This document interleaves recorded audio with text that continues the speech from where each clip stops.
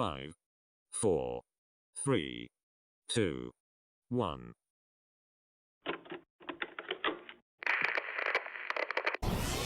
They ain't never seen nothing like this before. Lit the room when I came through the front door. Ask me if I stress overcome, what for? Train in the trees, please pardon my sycamore. Touch burning sands, cross lands and stormy shore seasons in the year, yeah. Ain't no challenge for champions and chain no fear.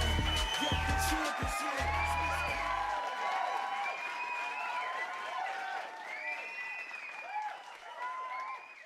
Good morning, everybody. What an amazing day it is to be alive, folks. It's another good one. Wednesday, October 14th. I'm your host, Jeremiah Bannister. You are listening to Paleocrat Diaries. It is an awesome morning. You know, I kind of like it too. It's darker down here than normally. You know, I don't like it when it's got too many lights. I don't know why that is. I like it in the dark. I like writing in the dark, especially, right? Like doing a lot of things in the dark, like nighttime. And so it's kind of weird. It's like, you know, I'm doing a morning show. It's a little bit different than normal for me. And yet at the same time, I can kind of make it so that it's still a little bit nighttime. A little bit nighttime, with the exception, of course, of coffee. Because we need to have that. Okay, so I hope you all have your coffee ready. Hope you have your breakfast already done and over with, because we have an amazing episode for you. A whole bunch of news. I've got a bunch of these great stories, and I even got a meme, a special meme. I wish I had kind of an introduction where, you know, I had put it together beforehand, and I thought about it. I thought about delaying it and saying, I won't do the grand reveal of this amazing meme. It's original to the show. Allie made it. She's amazing with Photoshop, and it is hilarious. It is an awesome meme. We do pretty good with memes. We've made some pretty good ones, okay? But this one's really good. In fact, it's so good that we've already begun talks about making it into a mug, because we know you're going to want it. We know you're going to want it. And this is hilarious. I don't know if with the bottom third. Of course, I've got my straw here. I have to, it's caffeine to the dome, straight to the dome every morning. But check this out. I got this cool mug here. I don't know if you can see it. Let's see if we can get it. I got the Ohana mug going today. Okay. Now, apparently you can't put this in the microwave. You'll end up having fireworks, right? It gets pretty insane with that. But it's hilarious because the straw is massive. The straw is absolutely massive, and yet the cup itself is actually quite small. All right, remember, as we go along today, everybody, I encourage you, please share this. It's, in fact, the number one thing that you can do, even more than adding your membership, which is $5 at paleocratdiaries.com. More than the subscriptions, although I'm not going to deter you from any of those things, okay? Everything helps. Everything helps. Little eatses. And so everything you do, but just sharing this. Just getting it out there to your friends, getting it out there to your family, getting it out there to classmates and coworkers and frenemies, all that stuff. You got to do it, because the more people who hear this, the better we are at making America great. That's just a fact. This show helps to make America great. And we're going to begin today. Well, first of all, yeah, I better say this, the commenting thing, because there's so much confusion that people have. You know, it's what happens when you're all over the place, and it's still kind of a new idea with social media where you can be live on multiple platforms at the exact same time. If you're watching, no matter where you are, if you comment, I see your comment. Others who are on other platforms, if you're on YouTube, for example, the people on Facebook are not going to see your comment. That's just the way that goes. So you won't be able to engage directly with them, but you're engaging directly with me, and I will do my best. I will do my best to read aloud as many of the comments as I can. But with no further ado, I don't want to waste too much time, because we really do have a lot to cover today. We have a whole bunch of amazing news to cover. And of course, it's not all serious. Well, it is all serious. You know, even the animal takeover. And I think today, that the staff slowed down a little bit on the whole animal thing, and they've incorporated more. It's a challenge. They're trying to challenge old Papa Bear here to say, we want you to do more videos where people can hear it, sound bites, stuff like that. We all love the stories. We love the readings and all that stuff. But the truth is, this is YouTube and this is a video, right? And so you gotta have some of these videos. All right, here we go. Right out of the gate, 11-year-old charged in Louisiana after allegedly stealing a school bus. Allegedly. I don't think there's much allegedly about this. It was a police chase. It's caught on camera. They are handcuffing that little dude. He's busted. Yeah. Don't know what he was all about, but here we go. This is from the video. Let's see if we can maximize this just a little bit. I'd like to get it a little bit closer. Let's see. Can we do it? Can we do that? Come on, guys. Come on. Oh yeah. And then I go ahead and I do it, and it's like really big. That's all right. That's okay. Let's see. Suspect allegedly intentionally tried to hit another driver in his path. The high-speed pandemonium coming to an end when the bus slammed into a massive tree in the front yard of this couple's home. A minute after that, they got. Yeah. So as you can see here, I gotta see if this. Here we go. Let's see if we can hear it now. Hold on. Yeah. You can see the young boy surrounded by 4 officers, arrested on 4 charges, including aggravated assault. Aggravated assault? Dang, son. What were you doing? What were you doing? Have you guys ever seen anything like this? Have you ever seen anything like that? Man, I hate this Zoom thing. I do. You know, I want you guys to be able to see that, but man, I want to be able to see it too. I mean, it cut off half of her head, and she's got nice eyebrows. That's messed up. But have you guys ever seen anything like that before? Is this where we are in society at this point? Right? 11-year-old kids, aggravated assault. I wonder what the little guy did, man. This is down in Louisiana, facing multiple charges. Yes, man, that kid is mega busted. No one was hurt. That child has been charged as a juvenile. Police still trying to figure out how he got the keys to that school bus and why he may have stolen it. Yeah, they're trying to figure out how he got it. I mean, where do they store the keys? How did he get the keys? It's like the dude who stole the tank. You know, how do you do that? Or it's like Sky King. Have you guys, look, man, have you ever seen Sky King? Do you know what I'm talking about when I say that? It's actually a really tragic story. It just is. It's one of those, man, that's just really, really a bummer. Yeah, in the comment section, how did he get access to the keys of the bus? That's the big question. That's the question that everybody wants to know. We need the answers right now.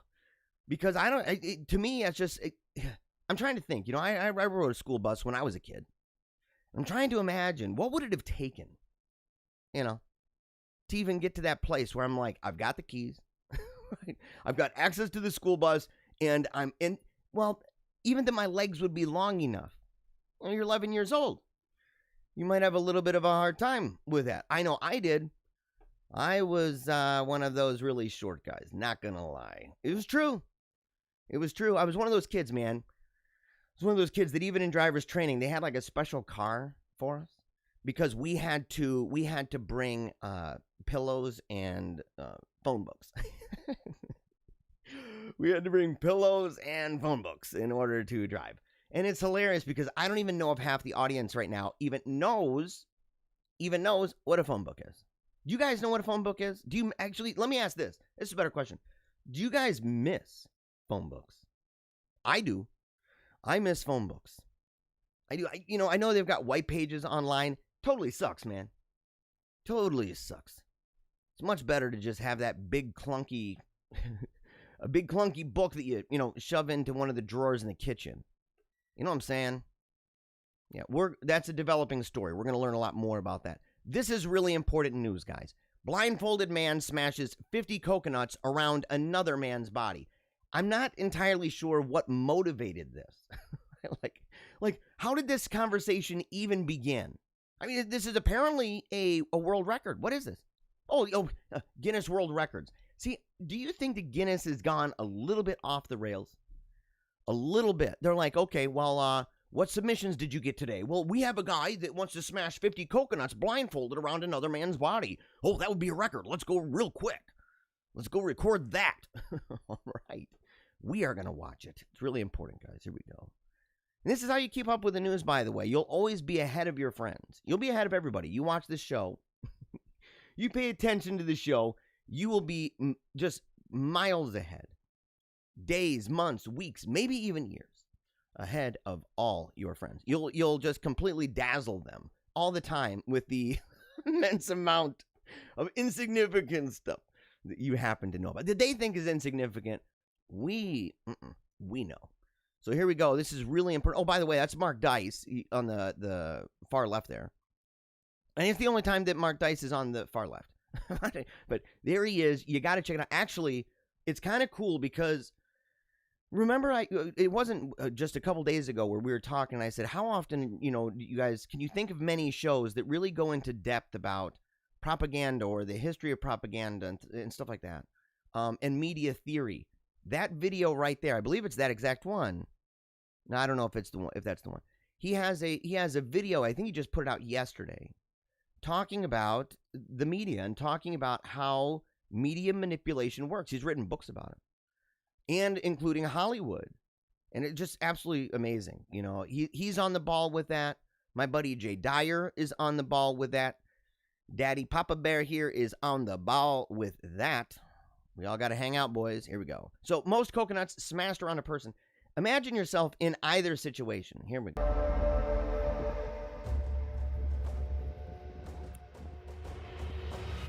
And listen to the music they got. Oh, heck no. That dude on the ground is literally like begging God not to let him get hurt.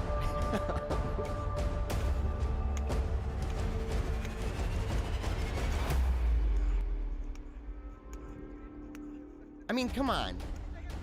Is he really breaking all of them? Because it seems like he's missed a bunch. How long does this take him? Okay, we're skipping. We get the idea. Here he goes. He's tired. Oh, I guess, is that all of them? I don't know, man. Hold on. Oh, and it covers it up. Okay, well, it still covers it up. Okay, do you see that? You see the stuff around him? It looks like there's a decent amount of coconuts that he has not broken.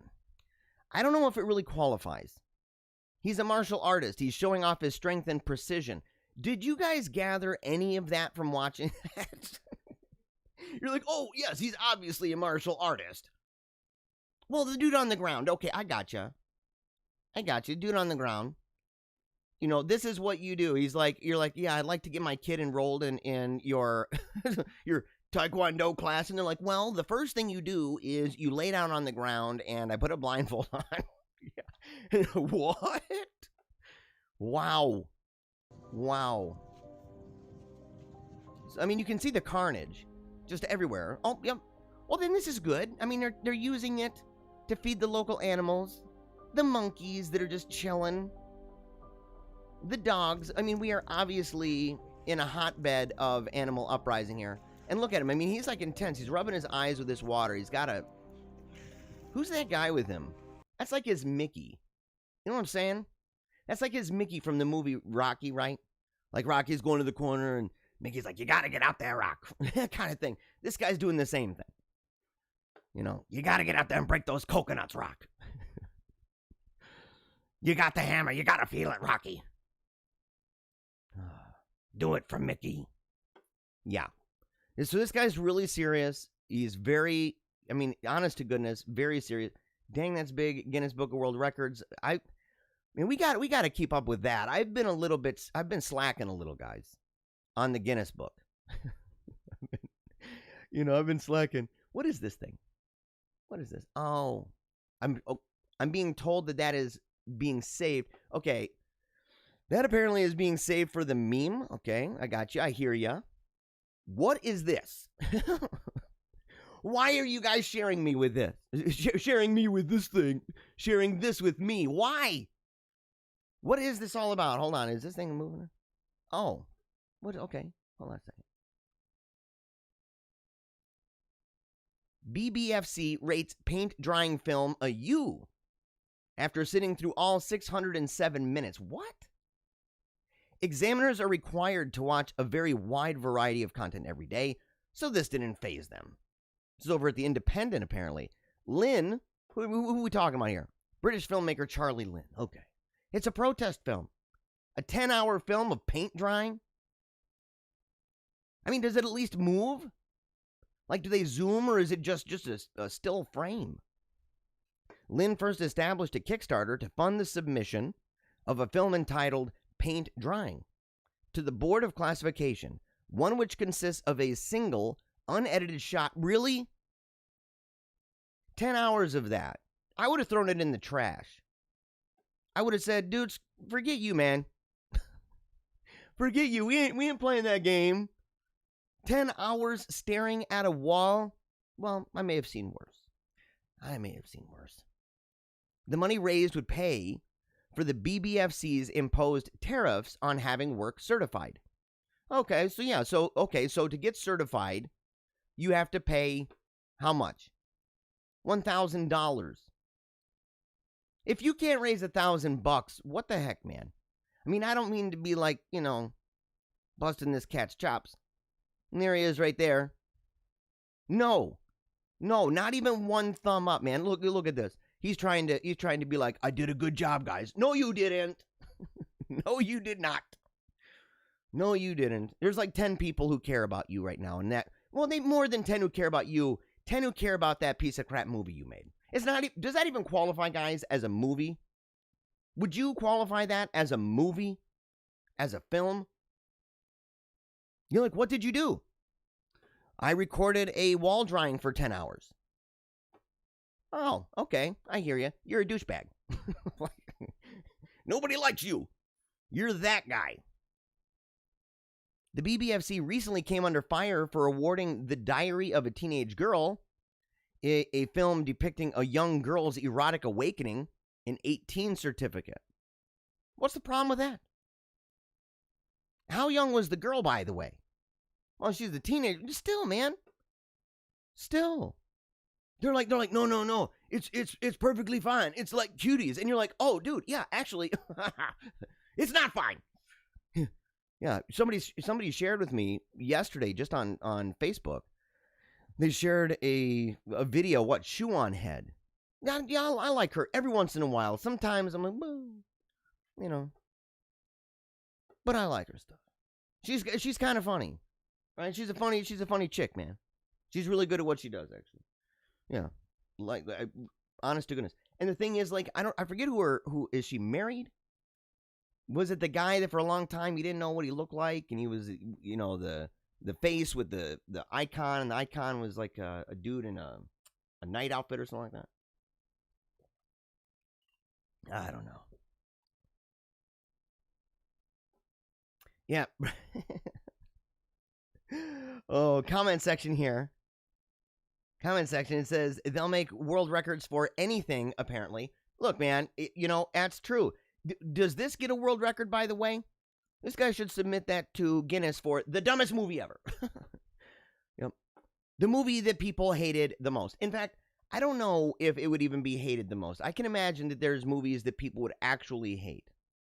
Right? Just viscerally. Just that they would really, really hate it. Sledgehammer? No, thank you. This is why women live longer than men.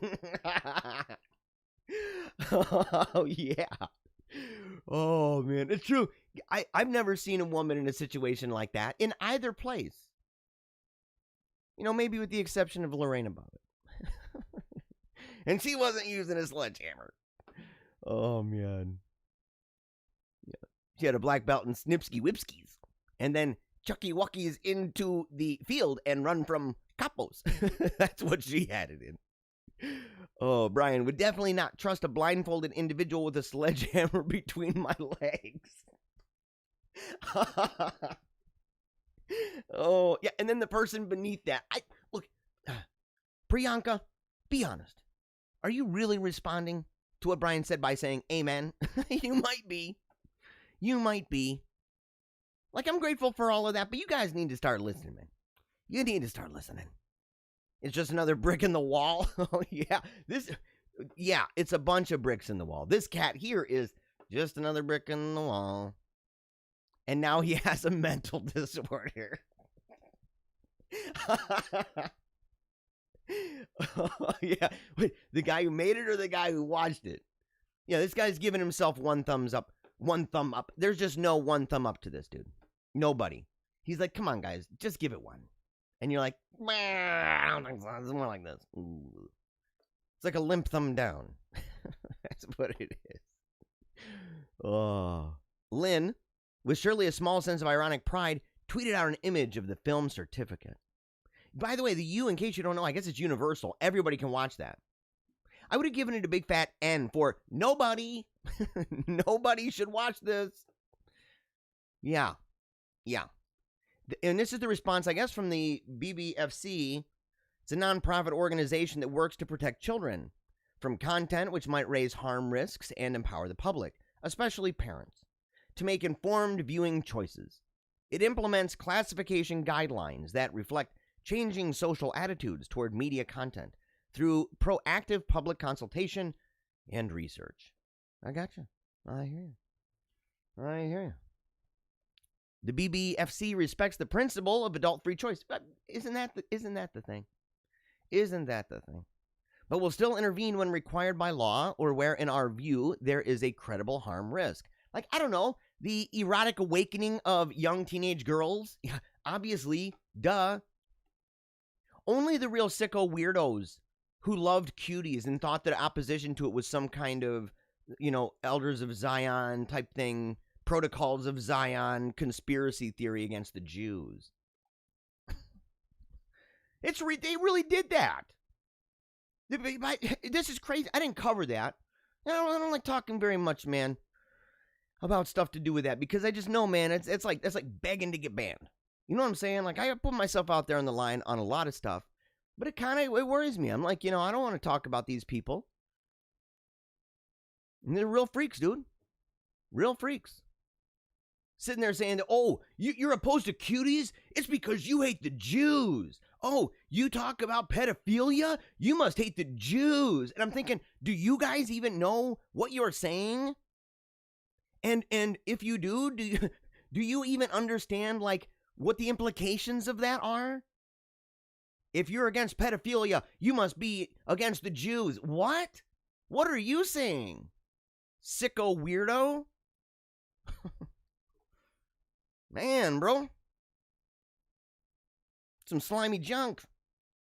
Pretty gross. Oh, and then there's this. What's this? I already know. I don't even have to look at this barely. What's this? The banana duct taped to a wall that made international headlines. People, we are on a slippery slope to HE double hockey sticks. We are in trouble. Oh my gosh. Oh no. Oh man, think of the guy. How much heroin or something? How much angel dust was homeboy smoking when he thought, hey man, I'm gonna duct tape a banana to the wall. Okay, buddy. Duct taping a banana to the wall. And look at this person. By the look of it, I'm not seeing enough chunky rings and things, so I can't really say with any degree of certainty. But the idea that maybe that person is taking the picture because they like it. They're like, oh, you know what? Look, this is a great art piece. I need to share this with all my friends. No, you don't. No, you don't. You don't need to share that. Who needs to share that? The guy who made that did not need to share that. That's something maybe you should consider keeping to yourself. That's what I would text back. Hey, check out this art piece I saw. And I'd be like, hey, learn to keep some things to yourself. Oh my gosh. Oh my gosh. In the comment section, Alias, I'm wondering if there are retakes because the paint didn't dry the way they wanted. Oh man. Yeah, because you know that they're watching it. Maybe it's a fetish. Maybe this guy is what he does. They're like, hey man, did you go over to his house recently? And he's like, yeah, he's always watching paint. He's just watching it. It's funny they have a Clockwork Orange ad right beneath it. Yes, man. Well, because that was one of the things that they had to it's one of the things that they had to deal with, that board that deals with that. Cuz that's a messed up movie, man. It's a messed up movie. Although, you know, it's kind of weird in how it forecasts the future, where progressive SJW liberal BLM weirdos are making all of us open our eyes and pumping us with all of this CNN crap. I'm saying, listen, watch, and absorb. Watch and absorb. It's good for you. Did you get your vitamins for the day? Oh, what? Vitamin C and N. No. Oh. Yeah, it's just somebody in the comment. That's just wasteful. Cherie says, I wonder if Sodom and Gomorrah was this stupid. Bananas taped on walls, paint drying, films, cuties. God save us. And of course, Ailey then asks, how would you preserve that art piece? A freezer? Yes. Oh. And I know that Allie's doing good being on the comment section. In fact, if you want to go, where are you, Allie? Are you in the youtube.com/paleocrat? If you are, let me know. If you'd like to communicate with the head of staff, the head of our vast staff here. Okay. We introduced you to Allie yesterday, as well as to our newest member of the team here at Team Tiny Dancer headquarters, the castle. Okay, I'm in the dungeon deep beneath the surface of the castle. All right, let's see here. But yeah, this banana, the famous banana. How do you even have those words together? Famous banana. It's not like it's got those. What are those things called, man? How do you pronounce that? Pareidolia? How do you pronounce that? Where it's like, you know, cheese-us, right? Like the grilled cheese sandwich that looks like the Lord and stuff. What is that thing? What is that called? Or people see images all the time. They see this and they're like popularity, fame, fortune, banana. No. See, it's moments like this that I wish that we brought back. What's his name, man? Robin Leach. The lifestyles of the rich and the famous. Dude, I wish we could bring that guy back. Because at least in the 80s, like, it was kind of cool, you know what I'm saying? Like, being rich and being famous, it was kind of this real 80s vibe that went along with that. It was just, everything was cool. And now, yeah, we're in banana land. This is terrible. Oh, it's a comedian piece. Wow, you really don't have to be very funny anymore. It's like, there was a guy, man. What's his dude's name? I don't want to throw him under the bus, but there was a dude back in the day.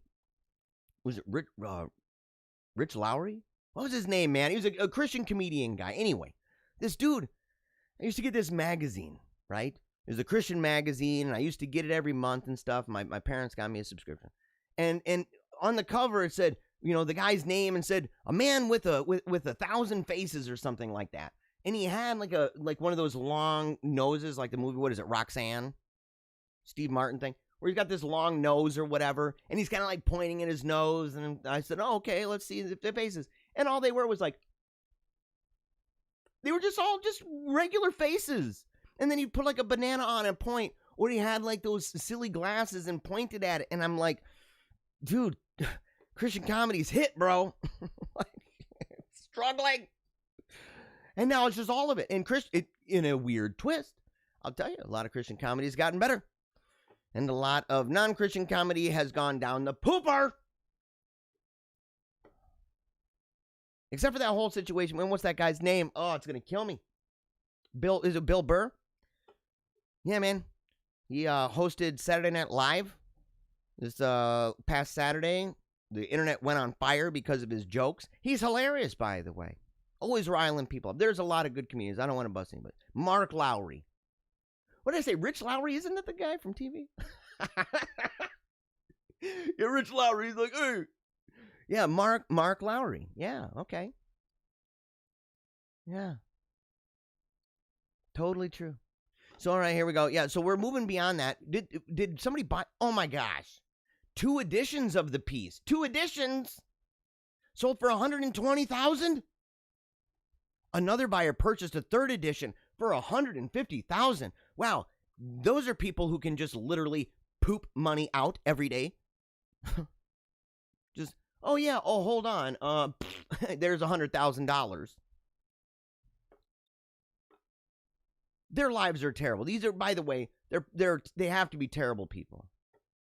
You don't even need to know. You just say, oh, you're the person that bought that for $150,000? Yeah, you suck. I don't like you. You're probably a weirdo. In fact, it's confirmed. You are a bona fide weirdo.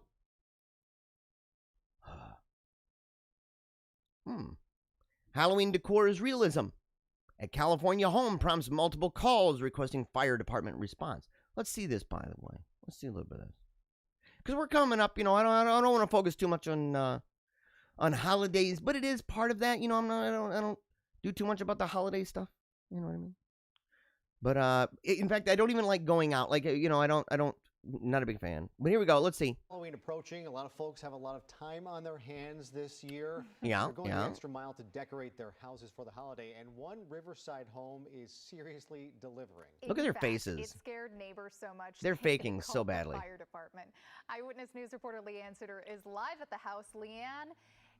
It's so hilarious. They're like, it was so real that one neighbor called the fire department. And look at their faces. These two hate each other. And they really don't like that lady over there. Well, and it's weird because, look, these cats are not even wearing masks. There's no plexiglass between them. I mean, this is like a super spreader moment. But the lady outside is wearing one. You people, man, what is wrong with you? What is wrong with Eyewitness News ABC 7? Where are these people? Where is this? We got to find out. We got to send them some emails, guys. It looks pretty spooky. It is so real. Dang, son. I begin to tell you, it is no surprise that you can certainly understand why passerbys would think that this home here is on fire. Oh, okay. Look, I was making fun for a second, but this, dude, wow. I probably would have run up to the house, too, and been like, dude, your house is on fire. Family here creating a red-hot Halloween show. A raging inferno in Riverside, flames ripping through this home, but this fire is all fun. Oh, it's amazing. I mean, I feel like I'm at Disneyland. It looks awesome. I can't believe it. It looks realistic. I feel like I'm at Disneyland. Dude, look at what the quarantine lockdown has done to us. They're like, I drive by a house that's marvelously decorated, and dude, it's like Disneyland. My life sucks. My life is terrible. Oh, man. You want to feel like Disneyland, lady? You got to tune in every single weekday from 10 to noon here at Paleograd Diaries. You got to do it, lady. You got to do it. And look, she's smart. I mean, she's up real close to somebody, so she's, doing the masky mask thing. Here we go. To say Carmen and Travis Long love Halloween is an understatement. Oh, dude, and they even have, like, that fake smoke. Oh, yeah, look at how much, look at that. That's a lot, dude. Yeah, they would have to put something outside just to let people know. You'll have people literally kicking in the door probably, be like, or, trying to figure a way into the house. Oh, no, we got to save whoever's inside. They began creating their Pirates of Caribbean creation 3 years ago. We've been adding things every year. It started with just skeletons. Then we added a cannon in the back and the ship, the pretend fire. A cannon in the back? I don't know about that. I don't know about that, guys. Oh, man. What do you think about that? What would you do if you saw that, other than just take a picture? You know what I mean? That's a better art display, I think, than the banana on the wall. Do you agree with that? I mean, look, at least they're being really genuinely artistic about stuff. Yeah. Yeah, this 2-year-old proudly brings his bestie, a skeleton, everywhere with him. What? Do you guys have kids that have brought around weird junk? You know what I'm saying? That find themselves in weird situations with things that they're like, well, look, I want to bring this with me. It's one thing to bring a blankie. It's another thing to, I don't know, bring that. Look at that thing. What is going on with this, by the way? What kind of parent would even allow? Oh, and they're watching. Oh, okay, yeah. Nightmare Before Christmas. I got it. Yeah, okay. Oh.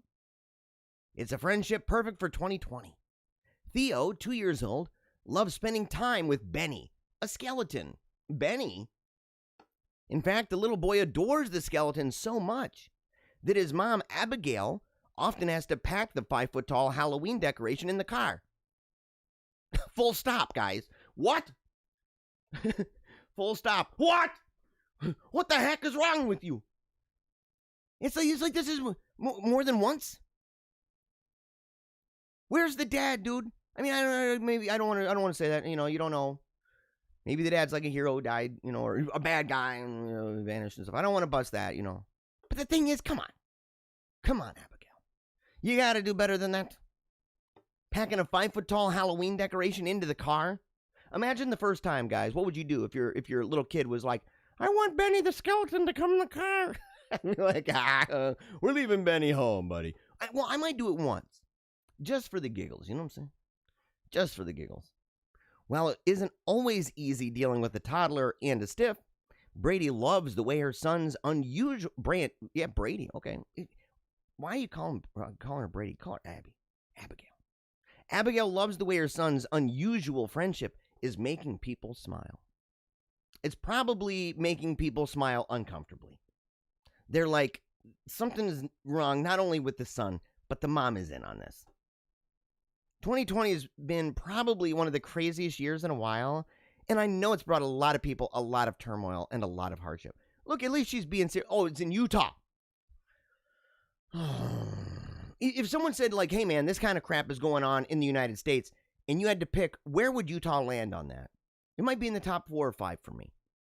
That place is nuts. My hope is that this can just spread some happiness. Even if it makes someone's day for a couple of minutes, that makes me happy. So here's the kid. What would you do, guys? What would you do? Okay, let's go over here. Oh. Look at this. It's like a Weekend at Bernie's thing, guys. He's carrying up the 5-foot Benny and pushing him down the slide. This is at a park. People be like, oh, yeah, that's pretty cute. Oh, I knew it. She's a TikToker. This is all about you, Abby. This is all about you. You're TikToking it up. You probably got an OnlyFans page with Benny, sicko. He wanted the skeleton to join him on a play date. Oh, what? He refused to get in the car. Just flat out refused. So I was like, I'll bring it in the car. It's not that big.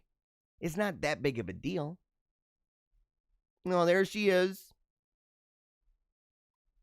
Outside in her pajamas. Her leopard print pajamas.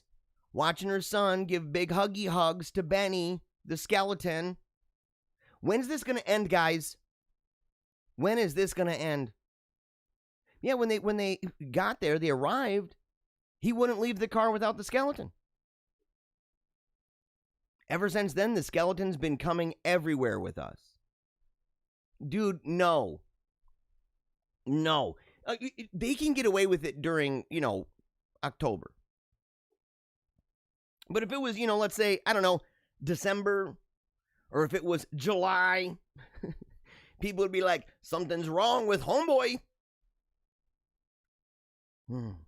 Watch out for the news. Speaking of watching out for the news, a CIA issued Rectal Toolkit. What the heck? What kind of news is this? It makes me wish that we were back to the animal takeover.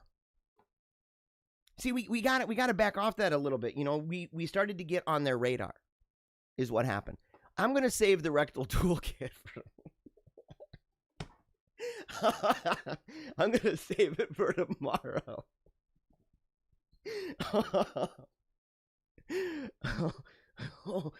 Oh, man. Are those the masterminds of the toolkit? No. No way. We're going to... Yeah. We're going to say that. I need to know a little bit more about this. I'm going to have to examine this a little more closely before we go forward with it. I don't know this thing's going to show. They got what looks like some kind of Illuminati Freemasonic symbol next to the AO. I know that they would say it's a play on words or something, or play on letters and everything. It looks a little bit Illuminati to me. And so, you never know. You never know. And I don't know if they're going to show, any kind of thing that's like, well, here we're explaining how this happens. Oh, guys. Guys, we are in trouble. We are in trouble. And the CIA issues this? Oh, well, at least it's for spies. Yeah, maybe as a trial run. Where is this going, guys? Where is this going? I saw this one. We'll do this one this time. If you guys really, really, really, really, really want to see, if you really want to see the Rectal Toolkit, you really want to see that, let me know in the comments section. And I will I'll get there with you. Let's see here. Yeah. In the comment section, we could sell dirty diapers as art and make some money. Oh, man. You got to know there's like, what's the rule?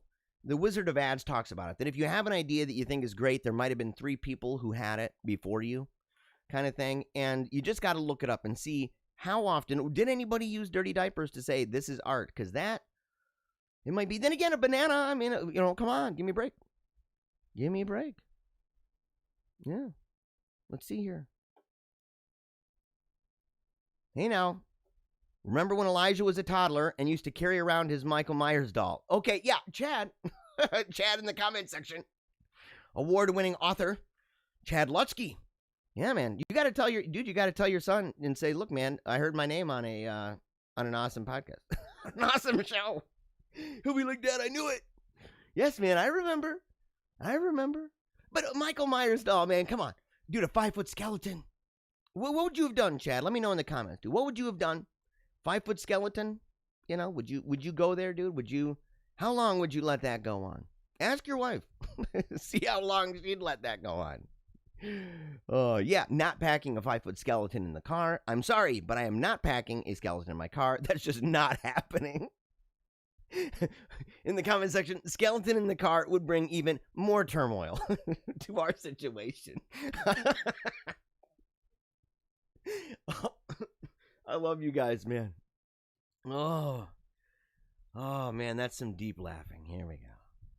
Is this skeleton, in the comments, is this skeleton a Halloween decoration that never got put away? Just wondering why he has the skeleton before Halloween. Like, yeah, well, that's what I'm saying, man. I have a feeling we're being conned by a TikToker, guys. Abigail, prove me wrong. Okay, come on. I'm talking about you, girl. I'm trying to be cool. I mean, we live in tough times. People do all different things. Some people, do the Play-Doh rolling, bubble blowing stuff, and you and your son have a 5-foot skeleton. So just what it is. Oh man. Yeah, Chad replied. Oh yes, thank you, Chad. Chad replied, I have no idea what he would do if it was a 5-foot skeleton and not a Michael Myers doll.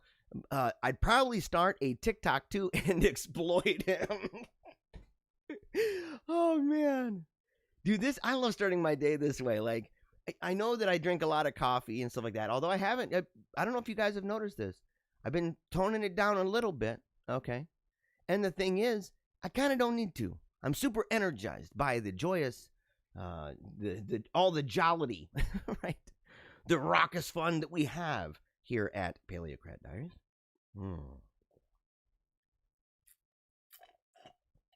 Yeah.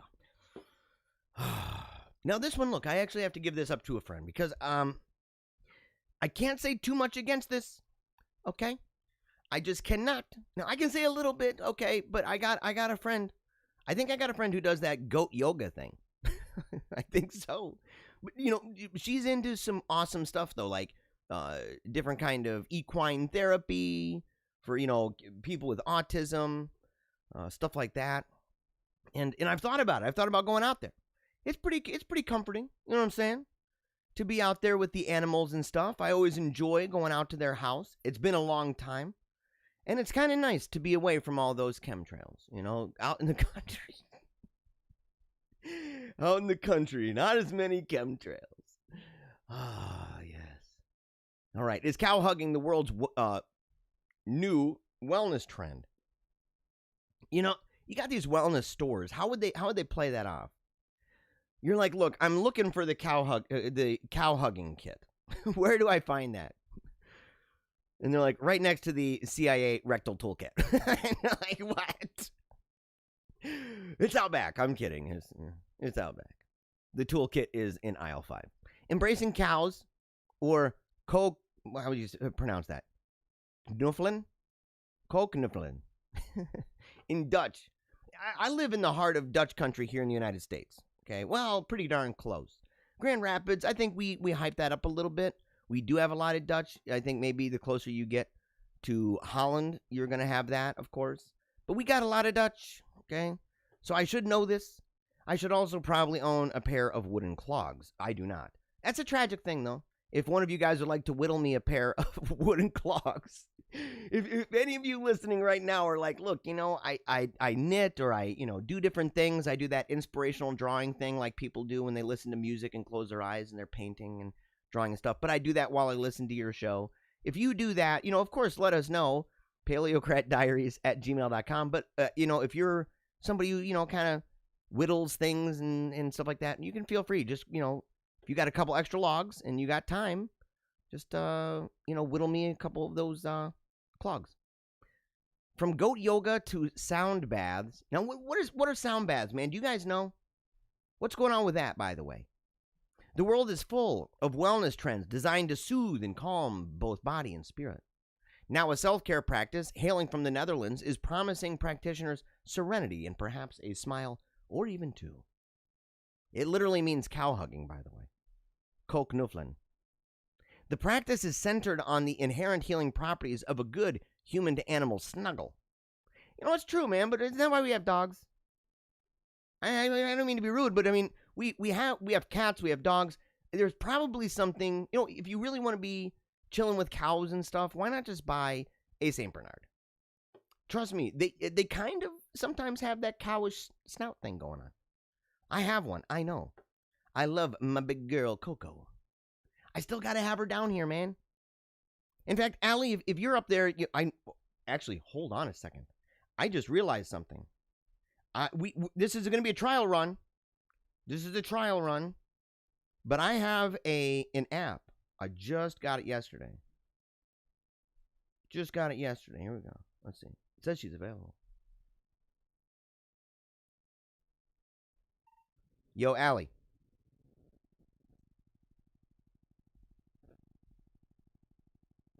Uh-oh. Is she on the ball? Hey, Allie, can you hear me? Oh, yes. There you go. Yeah, if you want to let Coco down to the dungeon of the castle, you're welcome to open up the gate.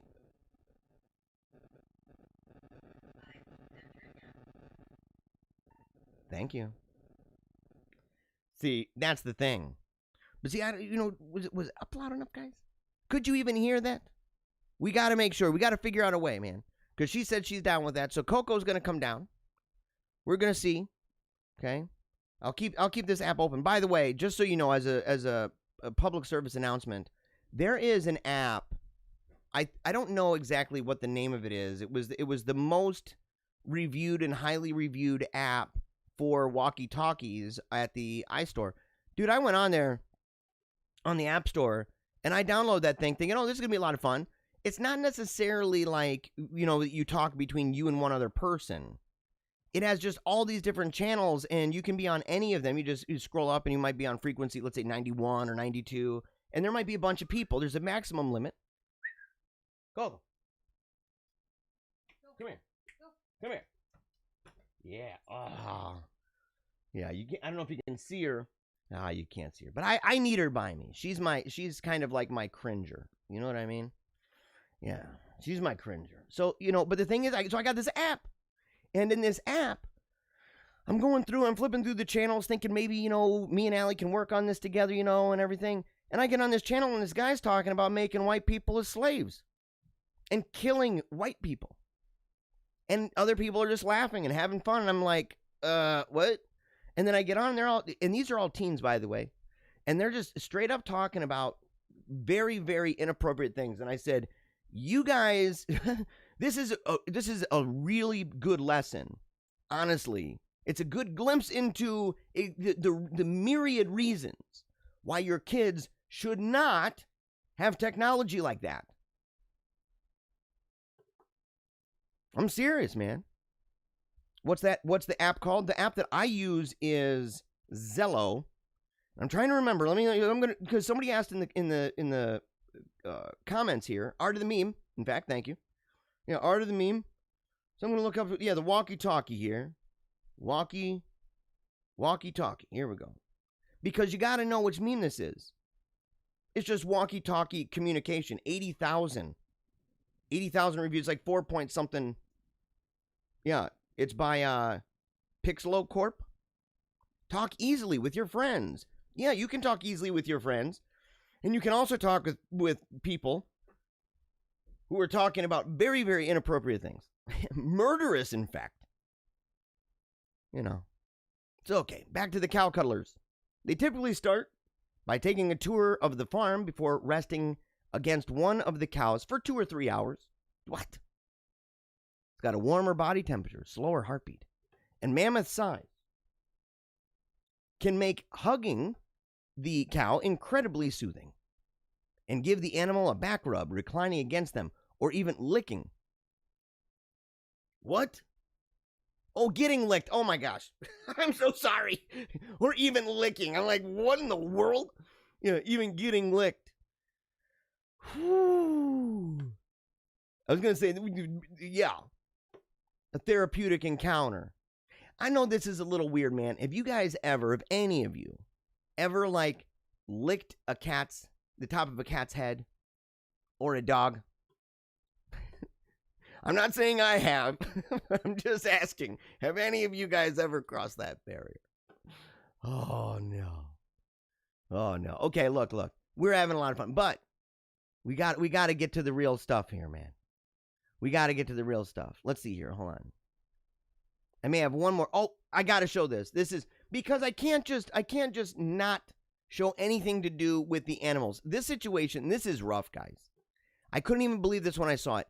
Aggressive cougar follows man on Utah. Of course it's Utah. Of course it's Utah. Utah, Ohio.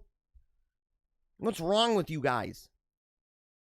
Yeah. Followed a man on Utah trail for 6 minutes. Just watch this. Oh,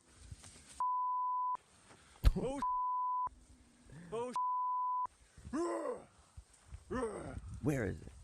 I'm not seeing it. Oh, there it is. Oh, okay. Yeah, there. Wow, dude. Hold on. Let's get that in screen. Oh. No! Get the away! Dude, go away! Holy! What do they call that, man? Is it teriyaki or what do they call it? Tapioca, teriyaki? What is it called? Any of the athletes in the comment section where you're like running and you look to the side and you have your arms and you kind of do the crisscross when you run sideways. What is that called, man? I'd be doing that. I think that's why they teach people how to do that. They're like, just in case you're ever, having a cougar stalk you, teriyaki your way out of that. Just do it. Or run backward, right? As fast as you can. Goodness, does he get away? Go. Obviously, he has to get away. Go. No. Go away. Go away. Listen to what he's talking. Holy. Go get your babies. I'm not coming back down, I promise. Holy. Yeah, because I thought there was a... Whoa! Okay, man, look at this, guys. No, okay, this last thing, we're getting serious here. Coming up on the 1 hour mark. Whoa! Dude, look at it! Whoa. Look at that! Again, guys. Look at this thing. Holy. Let's see if we can zoom. No, go away. Oh, no. Go away. No. No. No. What the heck, man? You, dude. Holy. It's getting worse. Okay, there we go. That's what I'm talking about. Here we go. Okay.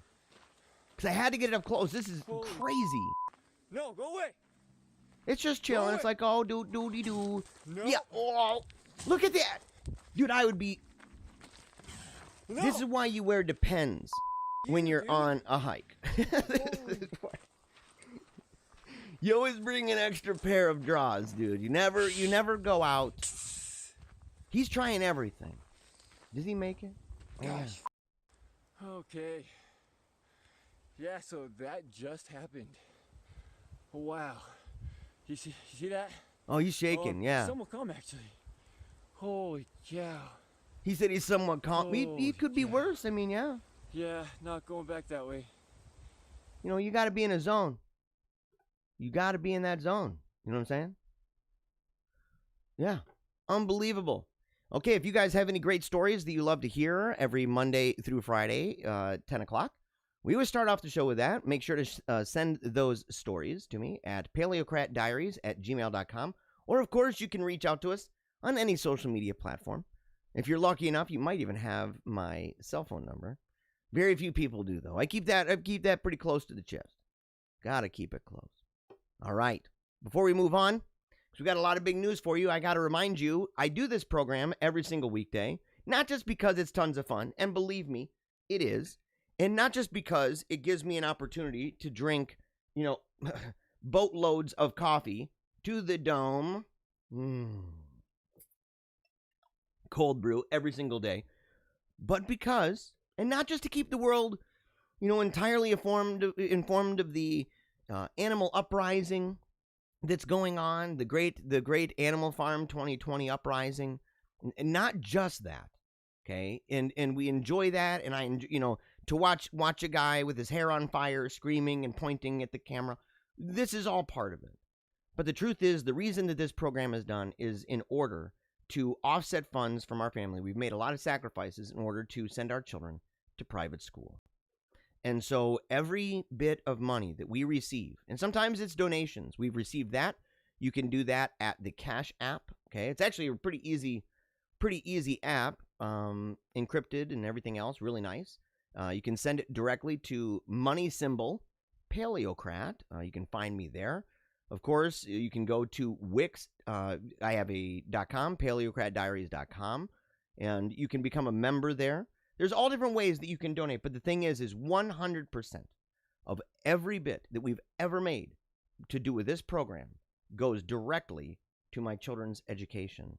And I'm telling you right now, you are helping to build future leaders, future parents. And that it's just, the school is an amazing, amazing institution. It is absolutely, they're making saints, and that's just a fact. And so the kind of relationship that they have with God, the kind of relationship that we have at our home, the kind of relationship that they have with higher learning and even the arts and things like this, and a vision for the future, not just for now, but a vision that looks ahead to the future.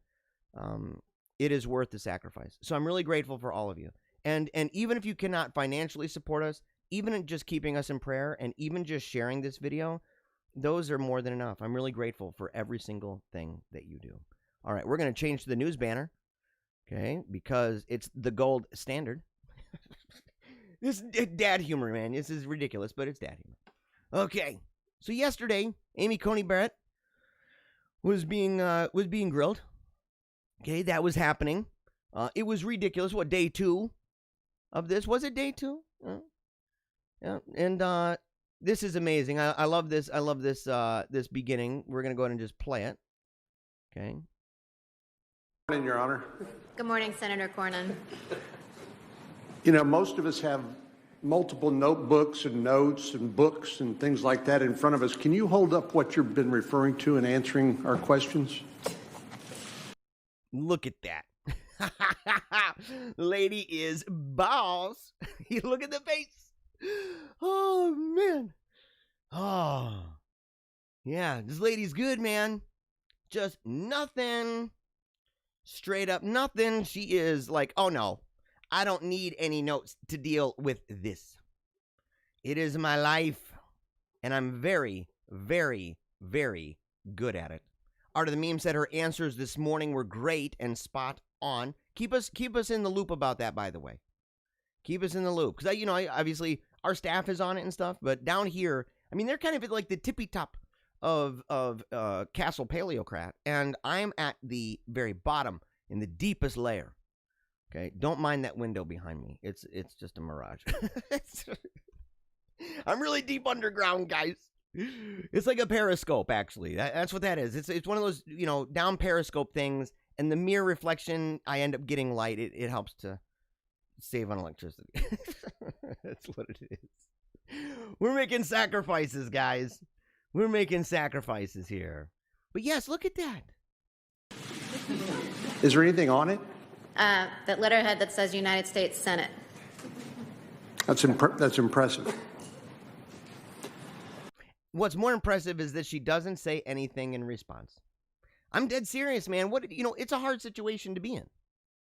It's kind of like if you're in a large group and somebody says, hey, man, you're like the funniest guy I've ever known. And you're like, what do you say? What's the proper response to that, guys? Or you're in a big group of not very attractive people, and someone goes, you're the most handsome person I've ever known. And you're okay. What do you say? What do you say to that? Yeah. For all those all the listeners who've gotten a lot of practice. I mean, if you're listening to the show, you've obviously gotten a lot of practice at this kind of thing. You know what I mean? Funny, intelligent, good looking. Yeah, it's true. It's true. That's the demographic. It's the demographic of the show. We get all the analytics. We're on Facebook and on Wix and on YouTube, and we're looking at the breakdown and stuff, and it's like, attractive, hilarious, extremely intelligent. And we're like, oh, okay. All right. Obviously.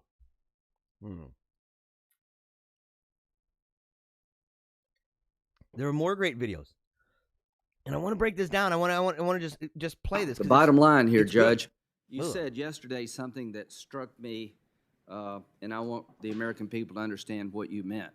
You said you're an originalist. Is that true? What does that mean in English? Pass the button. I mean, Yeah. we all love Senator Lee, but... No, we don't. In English. In English. Okay, No, we so don't. in English, that means that I interpret the Constitution as a law, that I interpret its text as text, and I understand it to have the meaning that it had at the time people ratified it. Okay. So that meaning doesn't change over time, and it's not up to me to update it or infuse my own policy views into it. Thank you. Thank you. And you know that this just made progressives so angry. They hate that, by the way. They absolutely hate it because they like playing Mr. Potato Head. They do it with everything, guys. They do it with everything. Mr. Potato Head with gender. Mr. Potato Head with words. Mr. Potato Head with religion. Mr. Potato Head with the Constitution. Because to them, life is nothing but a Mr. Potato Head. It's nothing but a Mr. Potato Head to these people. And not just Cory Booker. Spartacus. What a weirdo. But think about this. What a relief it is, by the way, to hear somebody break that down in such a simple way when tons of people are watching. And all these people watching, and they go, they're hearing, oh, she's going to come against Affordable Care Act. She's going to come against gay marriage. She's going to come against all these things. And you want to know what's crazy about that? You want to know why they're afraid about that? Because the way that these things come about is Mr. Potato Head land. It's what it is. And so they know that they're like, oh my gosh, no, they can blame it on anything else. They can blame it on anything else. But the truth is, if you could be of any persuasion, by the way, you could be of any religious persuasion or political persuasion, and if you believe in that kind of thing, originalism, you're sitting there and you're reading the text and saying, what did it mean to the original founders? What did it mean to them? You can walk away with that saying, yeah, I don't think we should go around changing that. In fact, that was an insistence, by the way. And I think that there's a way where and people like Scalia, rest in peace, by the way, where they understand this, to say that it doesn't mean that it's static. Okay? There is still a dynamic that these things apply through time. There's a principle to this with the magisterium. In fact, an analogy with that, with the Catholic magisterium, to say something, or the idea of tradition, the idea that something has been true for 2,000 years. It applies to various different scenarios. And the question is, how does that apply? And can we just create something whole cloth? Or does it have to remain in that stream of tradition? Unbelievable. So thank you. It was such a relief to hear that. So in other words, you're bound by the people who wrote it at the time they wrote it. That keeps you from substituting your judgment for theirs. Is that correct? Yeah. All right. Justice Scalia, he was an originalist, right? Yes, he was. People say that you're a female Scalia. What would you say? I would say that Justice Scalia was obviously a mentor. And as I said when I accepted the president's nomination, that his philosophy is mine too. You know, he was a very eloquent defender of originalism, and that was also true of textualism, which... Now, she's going to break down two different things here, okay? And just listen to how clearly she speaks about this. I mean, there's no ambiguity here. That also riles up the left. They hate that. They hate that because ambiguity is this big gaping hole that they shove all these Mr. Potato Head pieces through. It's what it is. So listen to what she says, man. Take down notes for this. I'm serious. This is important stuff. This is no joke. And I'm especially glad that it's at this level. She needs to get in there. They need to do it. It needs to be done. Just get it over with, boys. Get it over with, boys. Because the thing is, we need this desperately bad. Because we are living in a world where people out of their mind with no connection to reality are sitting there saying, oh yeah, let's just play Mr. Potato Head with everything. And they don't realize how that is literally destroying the world. They have no clue. And what they do, because they can see the consequence of this, they refuse to accept it. They refuse to accept any kind of degree of culpability. It ain't my fault. It ain't my fault. Yes, it is. Oh, yes. And not just yours. I mean, there's a lot of blame to go around. But the truth is, again, you are enabling this. You are enabling this. You're energizing this. You are fueling this, driving it forward in this nihilistic march toward the great abyss. God help us for real. Which is the way that I approach statutes and their interpretation. And similarly to what I just said about originalism, for textualism, the judge approaches the text as it was written with the meaning it had at the time and doesn't infuse her own meaning into it. But I want to be careful to say that if I'm confirmed, you would not be getting Justice Scalia, you would be getting Justice Barrett. Boom. Oh, I love this. Listen to this. This lady, man.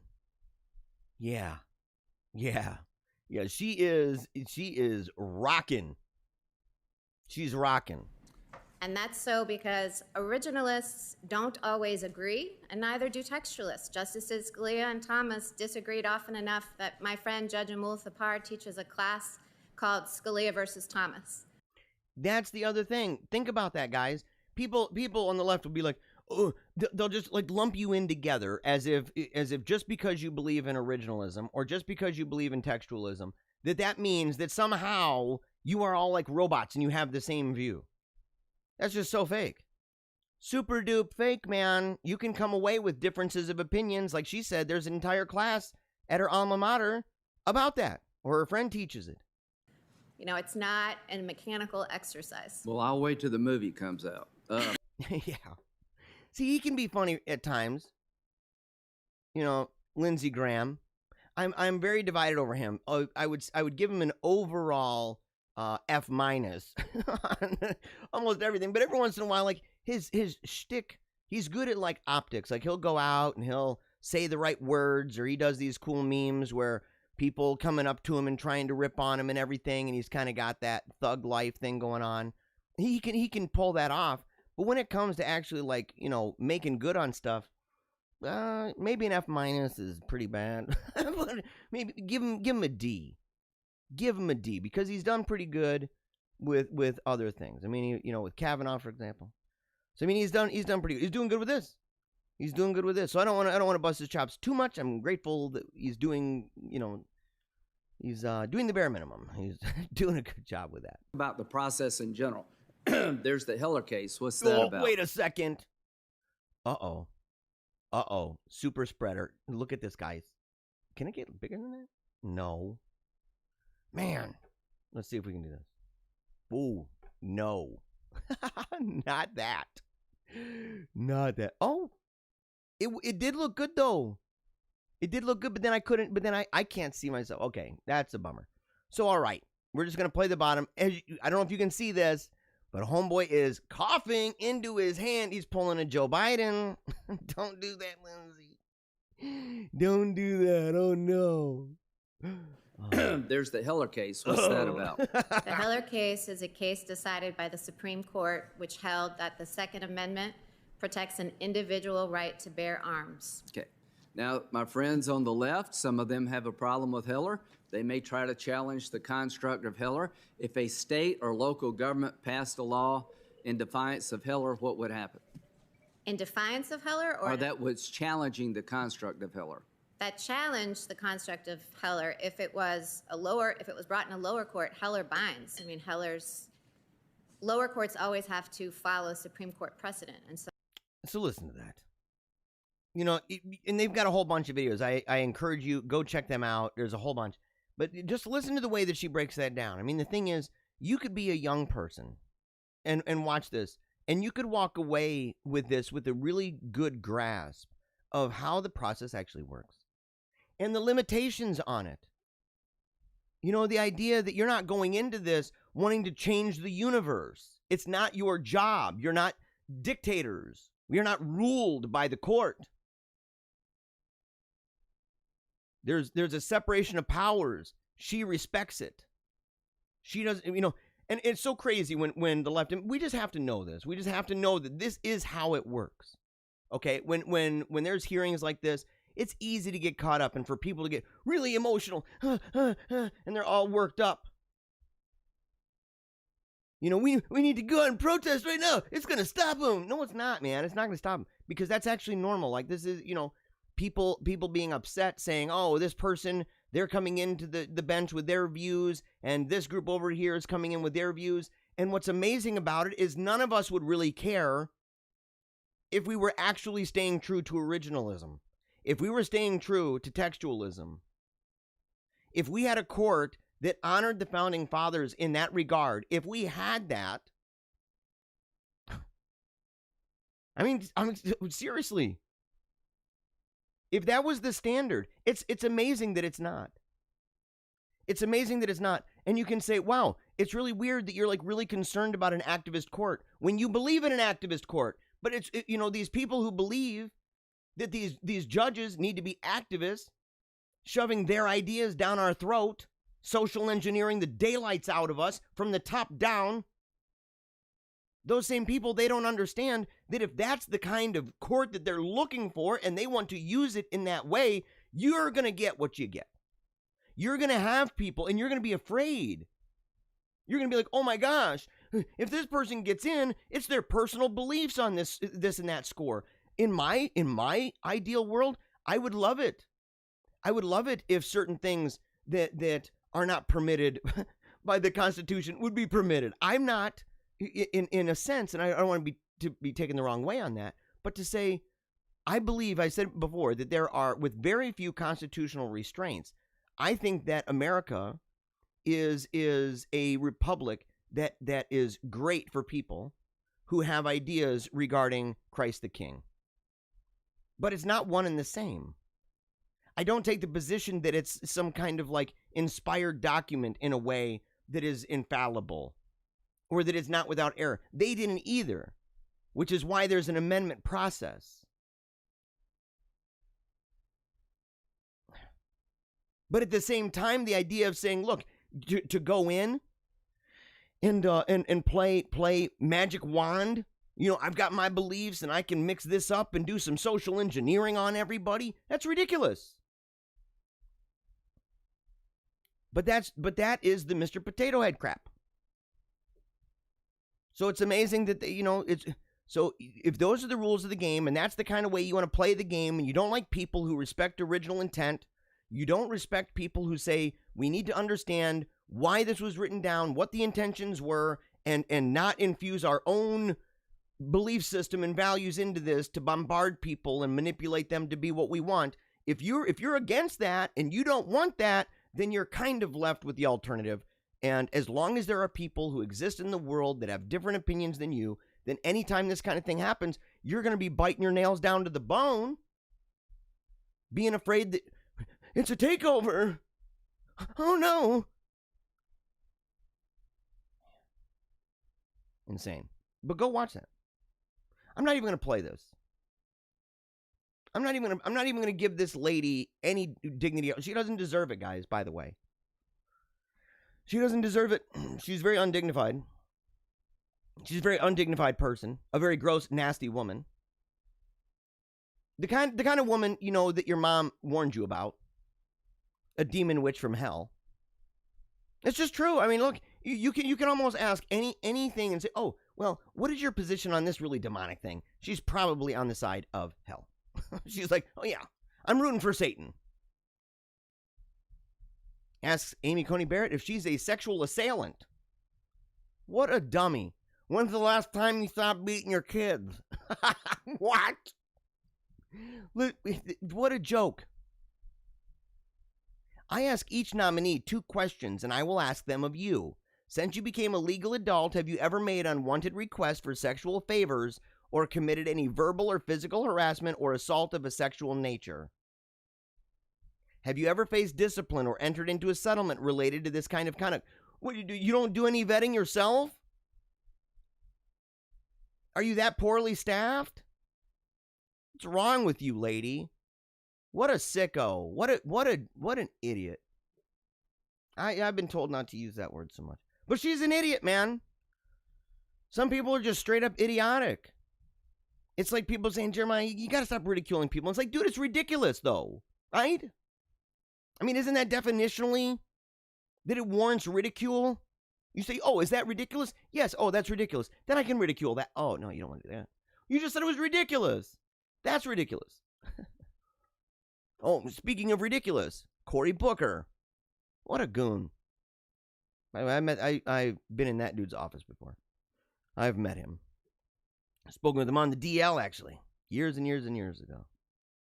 Questioned Judge Amy Coney Barrett on Tuesday on her use of the term sexual preference during her Supreme Court confirmation hearing instead of the politically correct term sexual orientation. This story is by Joel Pollack over at Breitbart.com.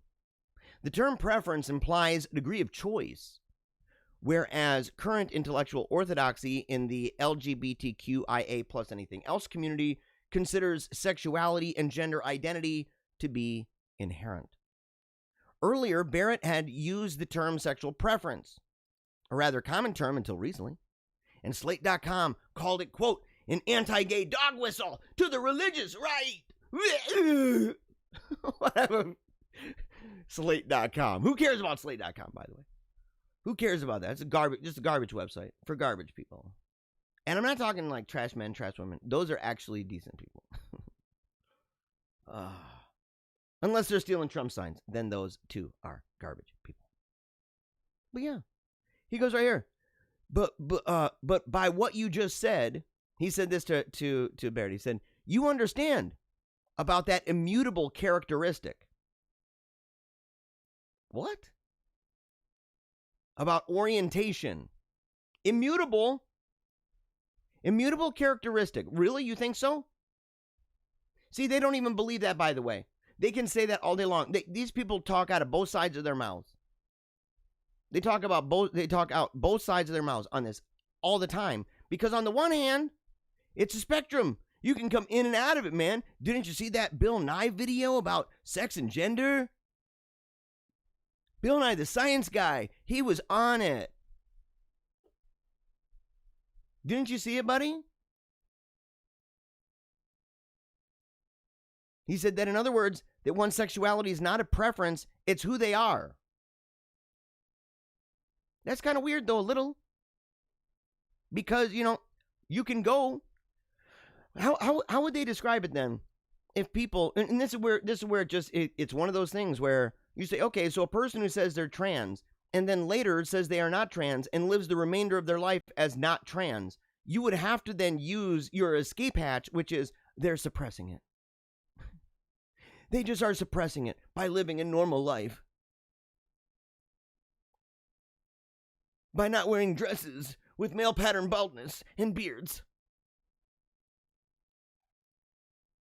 And what about people who say, well, I was straight, and then they're like, well, I was bisexual. And then later they say, well, I'm a lesbian. And then later, bisexual. Are you telling people that they can't change that? Oh, it's immutable. It's immutable. Oh, blah, blah, blah, blah. Whatever, dude. This is straight garbage. Garbage stuff, dude. These people, it's all emotion. They basically find something that they're emotionally connected to for political advantage. It's a political tool. It's a weapon. And then they get, find out the emotional import of that, and they then surround it with arguments. It's kind of like what people do with propaganda TV shows like Doctor Who. Let me take this back. I love Doctor Who. But the new episodes of Doctor Who, and some of the old, to be fair, have been really about a specific core message, a political message. And when they do that, they say, okay, we want to say that capitalism is bad and that men are cowards and women are leaders, or that global warming is going to wreck us all, and that Russia, and maybe they'll even put all those things into one terrible episode, which they did, of course. And then they wrap it with a story. So they say, well, what are the ideas that we're trying to shove down people's throats? They get those ideas, and then they wrap it around with a story. That's ultimately what Booker's doing. Unbelievable. Here's another silly thing that came out. So let me get this straight. Democrat Senator Amy Klobuchar is attacking President Trump for not wearing a mask while she herself is not wearing a mask. Yeah, I mean, it's just stupid. Just dumb, dude. It's like this. Look at this lady. The senators should be focusing on COVID relief, on the fact that more than 200,000 people in this country have died. They're holding this here. Doesn't her voice just irritate you a little bit, though? Doesn't it irritate you just a little bit? You're like, can you tone it down a couple notches, like to 0? Have you ever thought about maybe not talking? Keeping some ideas to yourself might be better with a voice like that. Hearing as a COVID nightmare. Frankly, they are a COVID. Oh, that's a COVID nightmare right there. Did you see that? The timing of it too. A COVID nightmare. Hold on. And then she takes off her mask.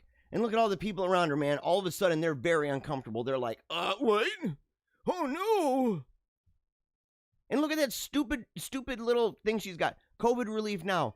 It looks like, she has a real difficult time, even with the idea of making things that can be easily read from a distance. Can't you write better than that? And maybe she can't. Maybe she's got that Ninja Turtle handitis, It's like, only got a couple of fingers and a thumb. Maybe. Or maybe by the look of it, maybe just one big finger. She's like, you don't know the trouble I've seen. She has, the sorrows. Okay. Moving on. Lana Del Rey criticized for wearing a mesh mask. Oh, yeah, okay. Let's see this mesh mask. I kind of like Lana Del Rey, not gonna lie. Yeah. You know what I'm talking about? She's very, very, very, very wonderful. Yeah. I like some of her music, man. Some of her music is really great. Of course, beautiful lady, She's reading passages of her new poetry book. What? Violet bent backwards over the grass. Tell me if I'm wrong, guys. Is it backward or backwards? Does it matter anymore at this point? Because I've always been like a stickler about just saying bent backward instead of backwards. Del Rey people are like, who cares, Jeremiah? Keep talking. Oh, Del Rey sported a mesh mask studded with glitter. That's a nice mask. I don't know if it's as nice as the snake. Remember that? Remember the snake mask that one guy wore? On Instagram, she posted several photos of the stylish yet ineffective mask. Yeah, one Instagram user wrote, "I love you, sis, but please wear a real mask. It gives a bad message." No, I think it's exactly the message she was trying to give. I do. I think she's giving the message that she wants to give. Please address the mask situation. It's absolutely embarrassing. No, it's not. It's literally an in-your-face moment. It is.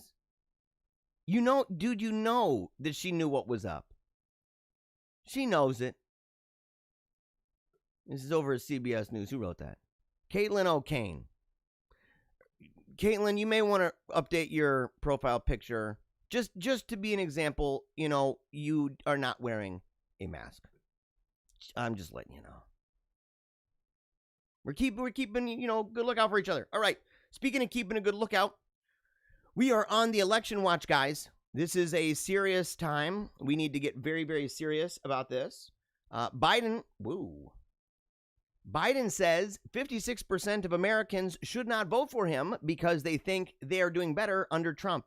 Look, guys, this is the greatest endorsement.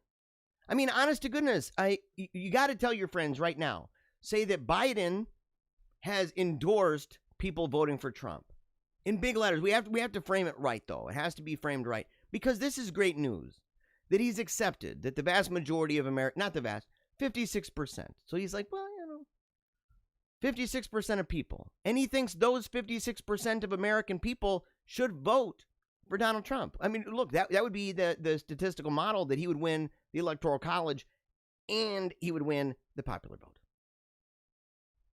Yes. Gallup reported last week 56% of Americans said that they were better off today than they were 4 years ago, would have been under the Obama-Biden administration. So why should people who feel that they are better off today under the Trump administration vote for you? Well, if they think that, they probably shouldn't.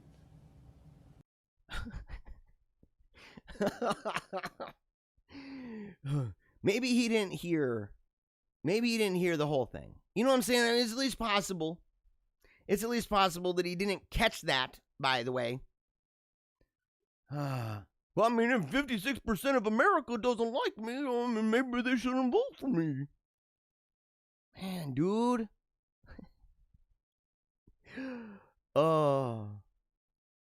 Yeah. Super pumped. You know, this is great news, guys. And in fact, I guess even the staff upstairs is clapping. Lucian, and you're going to meet Lucian at some point, by the way. You got to meet him. He's a great guy. Lucian is clapping at my every word right now. Super pumped up dude. He's like the guy he's our sunshine upstairs. Right? In Castle Paleocrat. In the comments, the Constitution exists to protect our freedom. Opinions have no place. Use primary definitions, as Baird is saying. You're still going to have opinions, though.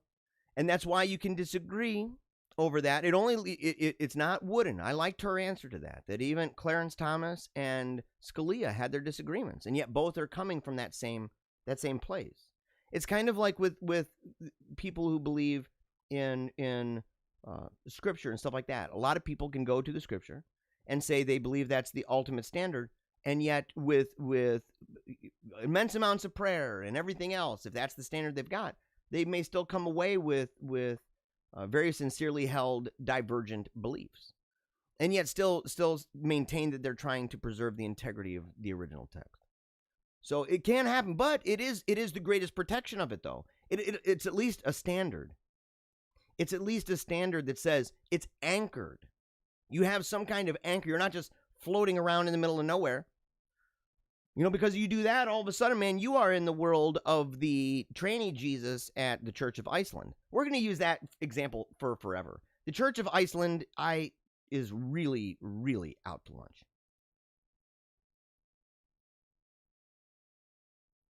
Angela in the comment section, I really like her eyes. Watched most of this yesterday. She put Harris in her place. It was awesome. Yes. And she has beautiful eyes. I'm not sure why eyes came up. Because they're beautiful eyes. Yeah, beautiful eyes. Yeah. Yeah, talking about the people criticizing her nails on chalkboard. Yes, totally, 100%.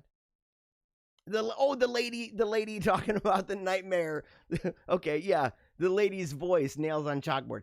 Yeah, we should message her for her own sake, and just to remind her that sometimes, God gives us all different gifts and talents, and in her case, as I said, it may just be better if she shuts her yapper, if she just doesn't talk.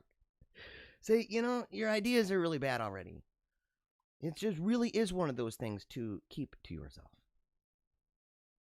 Biden is being used. He truly is a puppet. I honestly feel sorry for him. I mean, look at his face. He's obviously very hit. JoeBidenIsSick.com. I think is that the website? Let's see. Hold on. Is it Joe Biden is sick? Yeah, JoeBidenIsSick.com. There we go. It's right there at the top. After I've released this video and yeah, okay. That's Ellie Alexander, by the way. Oh, he's got more videos now. Okay, yeah. Resting tremors. See this? Gait and rigidity. I mean, this is not cool, guys, by the way. I mean, I don't want to be dogging on people, but at the same time being like, look, man, this guy's obviously Captain Struggle Pants. His gait and rigidity, his handwriting, it's gotten way out of control. Cognitive changes, his handlers, psychological changes. Of course, you can get the report. Yeah, that's serious business, guys. JoeBidenIsSick.com. And look, you got to tell Alexander, man, you got to tell him. I think it's just at Ali, just ALI on Twitter. You got to tell him. Only because you guys are fascinated with it, Biden lashes out at a reporter for making an issue out of his refusal to answer a question about court packing. Well, obviously, everybody wants me to answer a question, and I'm not answering it, and so you're making a big deal out of it. And even worse, he was saying that, okay, you're making a big deal out of it, and he was afraid. He said he's not going to answer it because he knows as soon as he answers it, it's going to be in the news all over the place the very next day. Number one, who cares? Don't you want to be in the news all over the place? Oh, you don't want that news to be all over the place. All right, well, then you've answered. In a way, we all know. Little scamster. I feel badly for him, man. I don't want to rip on him too badly. You got to play, a little bit with kitty gloves. It's like bragging about beating up, some kind of handicapped kid.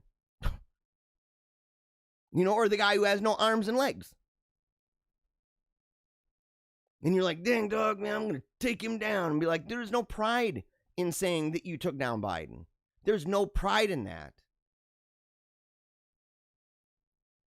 It breaks my heart. It kind of takes away, like, I would love to be able to have serious discussions where I'm, going against things that he's said and go, okay, look, I'm against this policy or that policy, but every day, this is all he's doing. Embarrassing himself. Speaking about embarrassing themselves, there's Don Lemon. Look at this. Don Lemon talking to steroid Cuomo over here, Guido.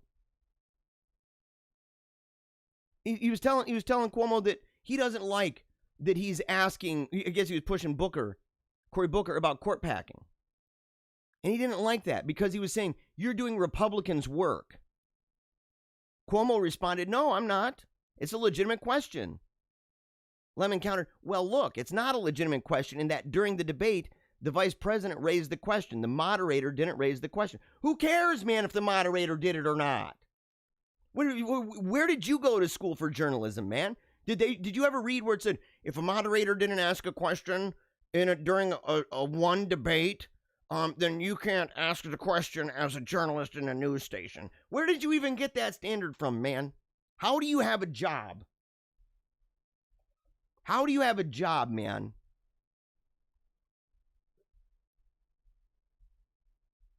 He said it's something that's hypothetical. They've talked about it, man. It's a distraction from the Republicans. Then just answer the question. Yeah, Cuomo said, look, why won't he just answer the question? And Don Lemon responded, because he doesn't have to. Oh, that's cute. He doesn't have to. Oh, why doesn't he have to? Because Lemon further stated it's a hypothetical. I'm sure there are some Democrats who want to do it. It's never, ever, ever going to happen. Why doesn't he just say that then? Why doesn't he say that, Don? And why did you just say that? How do you know that? Why doesn't he just simply say, I know there are some people who want that, but that's never going to happen, and here's why. Why not? Michigan Supreme Court, and by the way, this is a hint. This is a hint. We are doing a great reveal later on a meme that was made by Allie. She made an amazing, amazing meme, by the way. It has to do with this, with Big Brett. Michigan Supreme Court, Gretchen Whitmer's coronavirus orders are voided now, not October 30th. Yeah.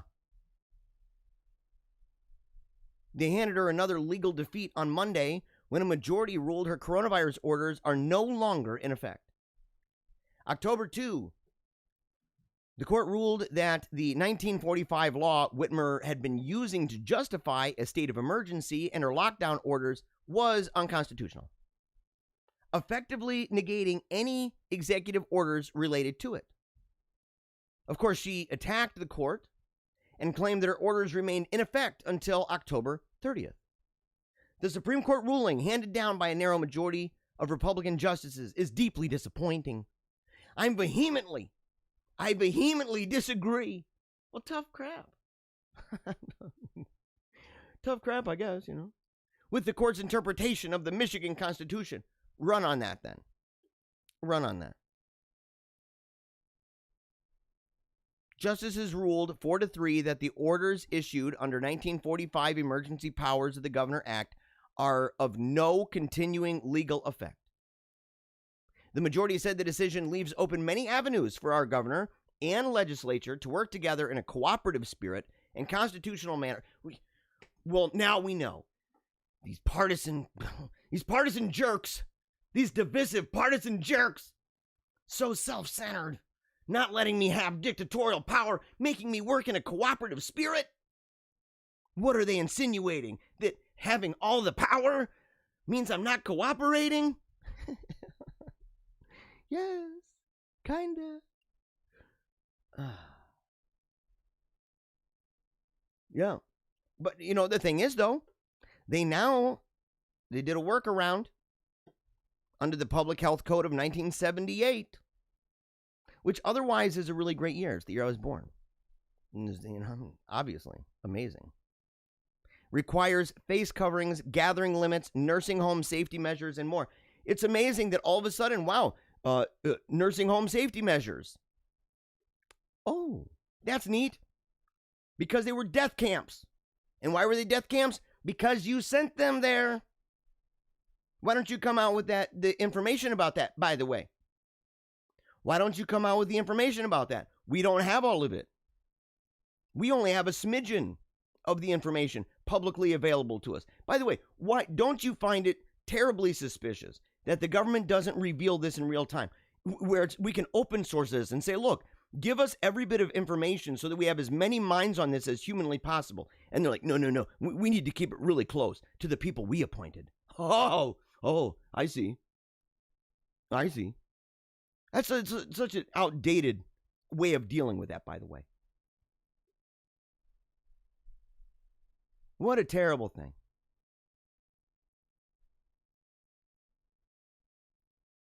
What a terrible thing. Here we go. Okay, guys, this is actually, you know, kind of important news. You know what I mean? Like, we try here. We try here to take things very seriously. And with the pandemic going on, I mentioned yesterday where they were going to be unveiling this workout plan, right? It's not really a workout plan. It's just figuring out how to get our lives in a kind of order, working together, right? Because I'm working, I'm trying to be a good example, and to say, look, how do we get people off their keisters and to stop, being so freaking fat. Because apparently being fat is not just bad for things like diabetes and cancer and heart disease and a myriad of other things, but also for the Rona. They say that coronavirus, originally it was, well, if you're obese, you have a problem. Now it's just, are you overweight? Now, maybe it's possible that this is a New World Order scheme in order to make everybody super buff like Arnold. I don't think that, because it is a New World Order scheme to make everybody the opposite of Arnold and very fat. That is the scheme, man. That is the scheme. They want you to be devouring Happy Meals. Okay? New World Order does not like a bunch of Chads walking around. You know what I'm saying? A bunch of mega buff Chads walking around. They don't want fit ladies. They don't want people who will dodge the bullet on things like cancer and diabetes. They want you dead, son. They want you dead. They want that Georgia Guidestone crap. You know, we need to weed out the planet. We need to make less people, make ways so that the birds are better. Yeah, in fact, I'm going to talk a little bit about that in an upcoming episode, because I've been encouraged to respond. What is it? What's the name of the show with Lizzie? Is it Lizzie's Got Answers? What is that? Catholic girl. No offense to Lizzie. We're going to talk about her and veganism, because I'm like on the opposite. If there's a spectrum and she's vegan, I'm like the exact opposite of that. I am the guy mounting down beef and steak and chicken and bacon and jowls and eggs and cheese every single day.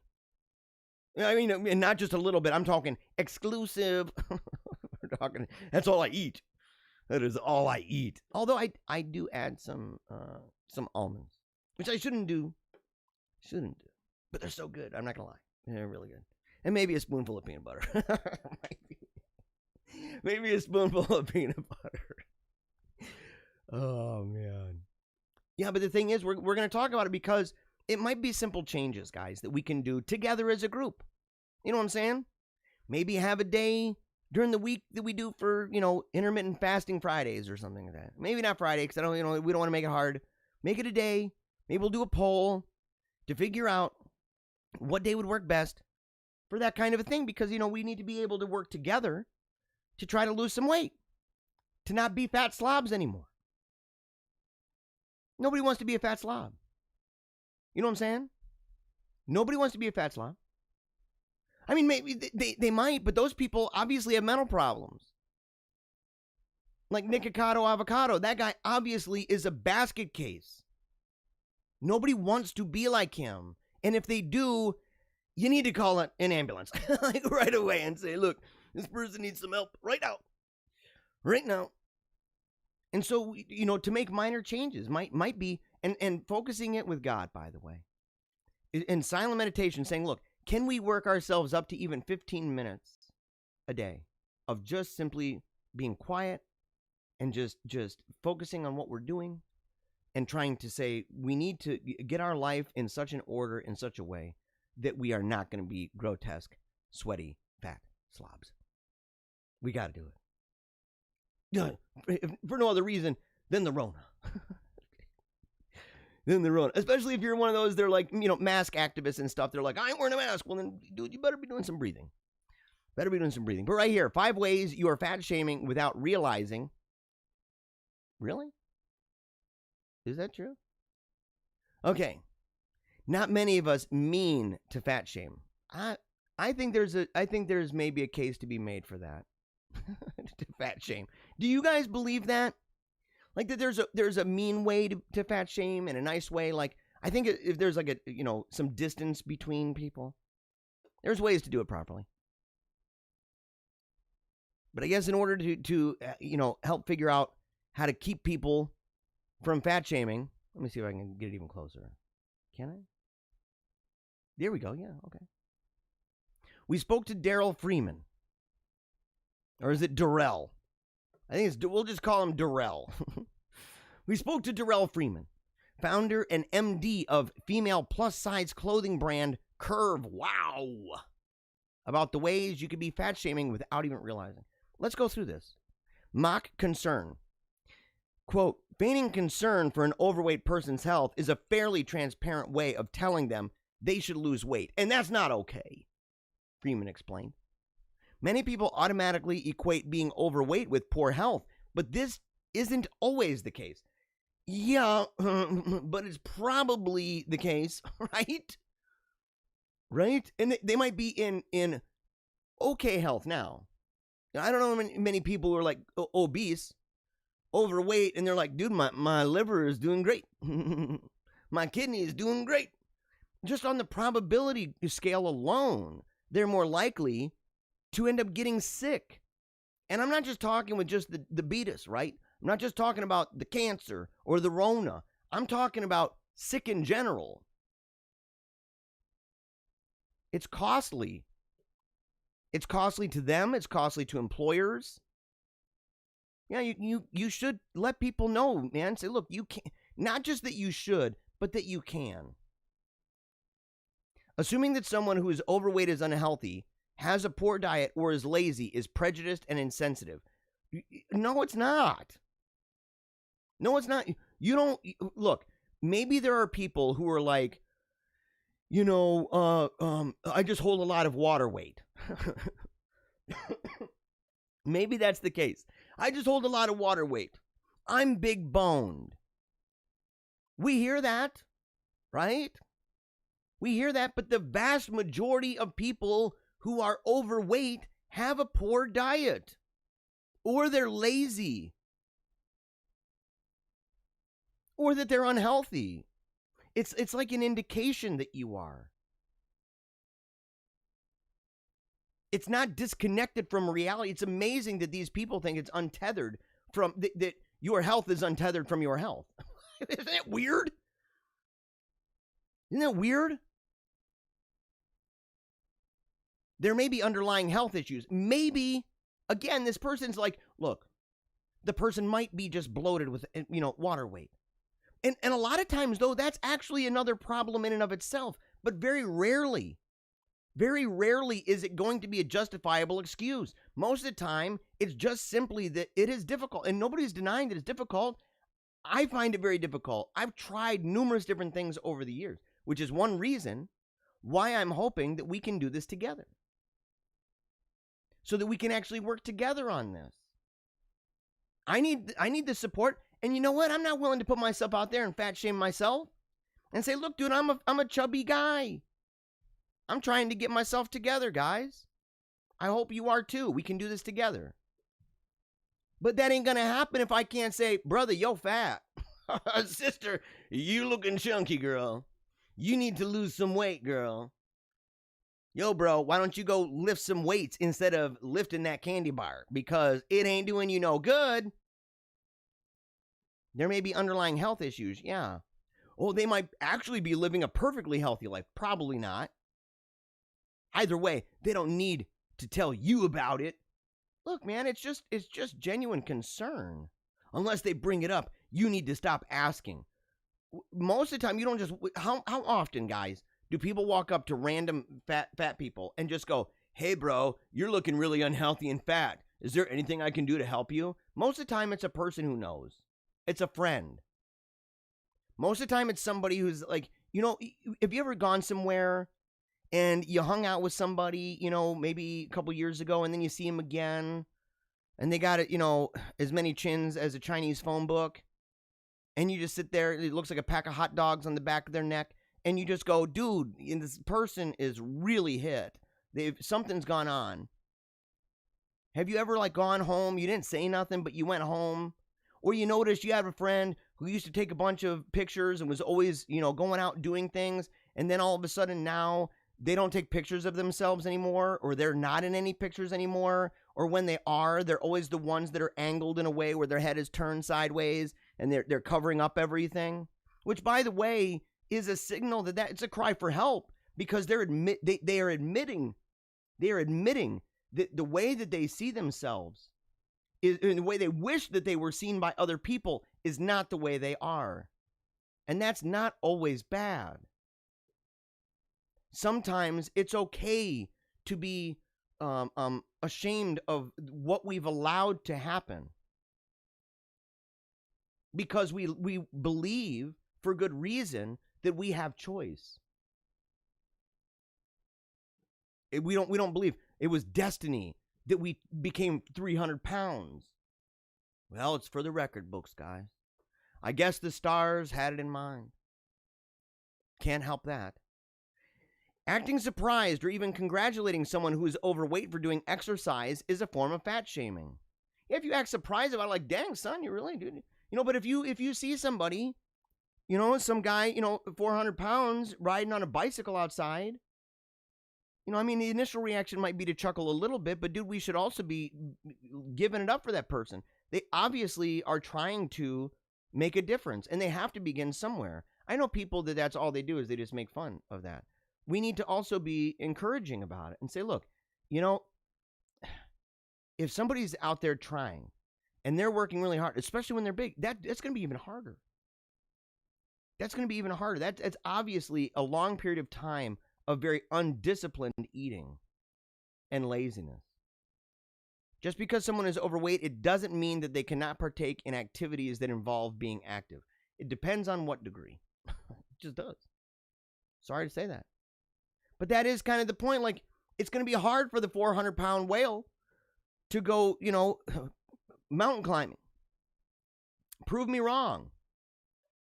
To go hiking for an extensive period of time. Prove me wrong. To do any kind of marathon. Now, maybe, you could do a walking one, but you're going to have to lower the bar. This person's just a joker. Why is this person even serious? Suggesting to a plus-size friend that they might be more comfortable in jeans or joggers. Okay. Than a tight-fitting dress. No. That they have picked out is at best unhelpful, and at worst, it's rude and insensitive. No. Because sometimes people don't see themselves. I didn't. When I was a kid, I was like, man, I just thought it looked so dope. And it wasn't until later when I, went back and I'm looking at pictures and videos and I'm thinking, dang, son, that third trip up to the all-you-can-eat Ryan's buffet was not helping you. You know what I mean? The 2 Big Macs and fries that you were eating at McDonald's, it was showing. And you don't look cool, dude. You look like you are oblivious. By doing so, you're implying that they're unable to pull off certain outfits. Yes, because some people are unable to pull it off. Some people have no business wearing certain outfits when they look certain ways. I don't mean to be rude, but yes, man, maybe a pair of sweatpants will do. It's just true. And we have the right to go, dude, you don't, these people want you, by the way, people like this, these are cultists, by the way. They want you to have this idea that what you see with your eyes and your reaction and your taste, that needs to be like manipulated, and that you need to say, okay, I know that it's actually beautiful when the 600-pound man wears a tight bikini bottom. No, it is not attractive. Or when the 400-pound woman in the TikTok video is wearing the belly shirt. That's actually really hot. No, it's not. No, it's not. And no amount of telling me that it's fine is going to make it fine. Diet judgments. Even if you think your friend needs to lose weight, pushing that conclusion on them is likely to actually deter them. Is it? How is anyone supposed to feel happy and confident with themselves if they're constantly pressured to go on a diet? Well, don't do it constantly. But you're not really a good friend if you're seeing somebody out of control and you ain't going to say nothing. And in the idea, look, they're saying, yeah, even if you think your friend needs to lose that, pushing that conclusion on them is going to deter them from taking action. So it seems almost like taking action is not bad to do that. But if you're feeling happy and confident with yourself, saying, look, I'm completely fine with who I am, then why would you take action to not be that? This person's, again, both sides out of their mouth. Freeman's a dummy. Using the term fat as a negative. What do you think it is? What do you think it is? And let's get that girl out of here. Sorry about that, guys. Also, you need to be careful when paying what you think are compliments. Remarks like, you look so good now that you've lost weight. They're trying. That's like, yes, you are allowed to say that. And you know what? I'm sorry to tell you this, but you do look better when you lose weight. That is just statistic. That's a fact. I'm so sorry to tell you that. If you are obese and you're all roly-poly fat, jiggling around, looking like cottage cheese in your legs, you are not as attractive as when you don't. God didn't make you to be a beached whale. He made whales to be beached whales. I'm so sorry to say this. Somebody said modesty in dress, see Colleen Hammond, virtual stylist. I like Colleen Hammond. In fact, we might actually be some friends on Facebook. Maybe, I don't know. We've never really talked. But I do have a little bit of issue with some of her styles. I do. You know, she's, I don't want to, I'm not going to go into it. I'm just going to say, look, the underlying philosophy of modesty that she proposes, I agree with. I agree with that. Let's see. Okay, comment section. We're moving on to memes and the end of the show, guys. Man, this has been a great time.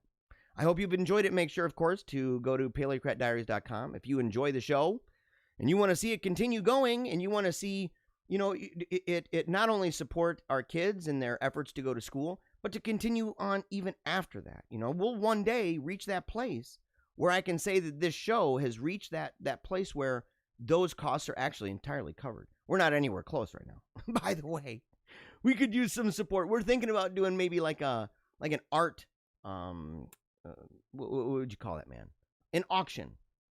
So we're thinking about doing an auction where we have the art that the kids have done. They're great artists and stuff. They've got some really great pieces that they've put together over the years. And we may do an auction of that, you know, with starting prices and stuff, all with the intention of helping to make sure that their schooling is covered. So we're trying to do things in order to keep this thing going. If you'd like to support that, or you just love the show and you want to keep up with the show, make sure to go to paleocratdiaries.com. I had a friend yesterday who messaged me and didn't really know how it worked through the Wix app, W-I-X.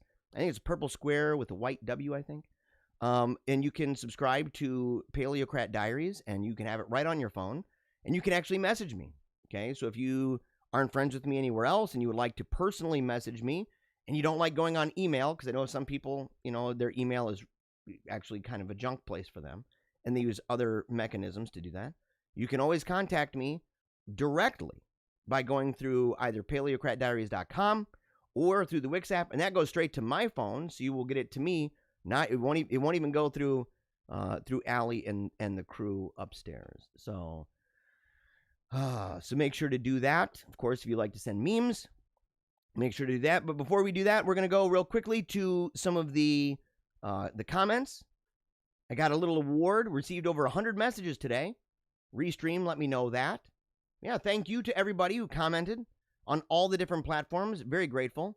Adam wrote, almonds are not bad and much better than the peanut butter.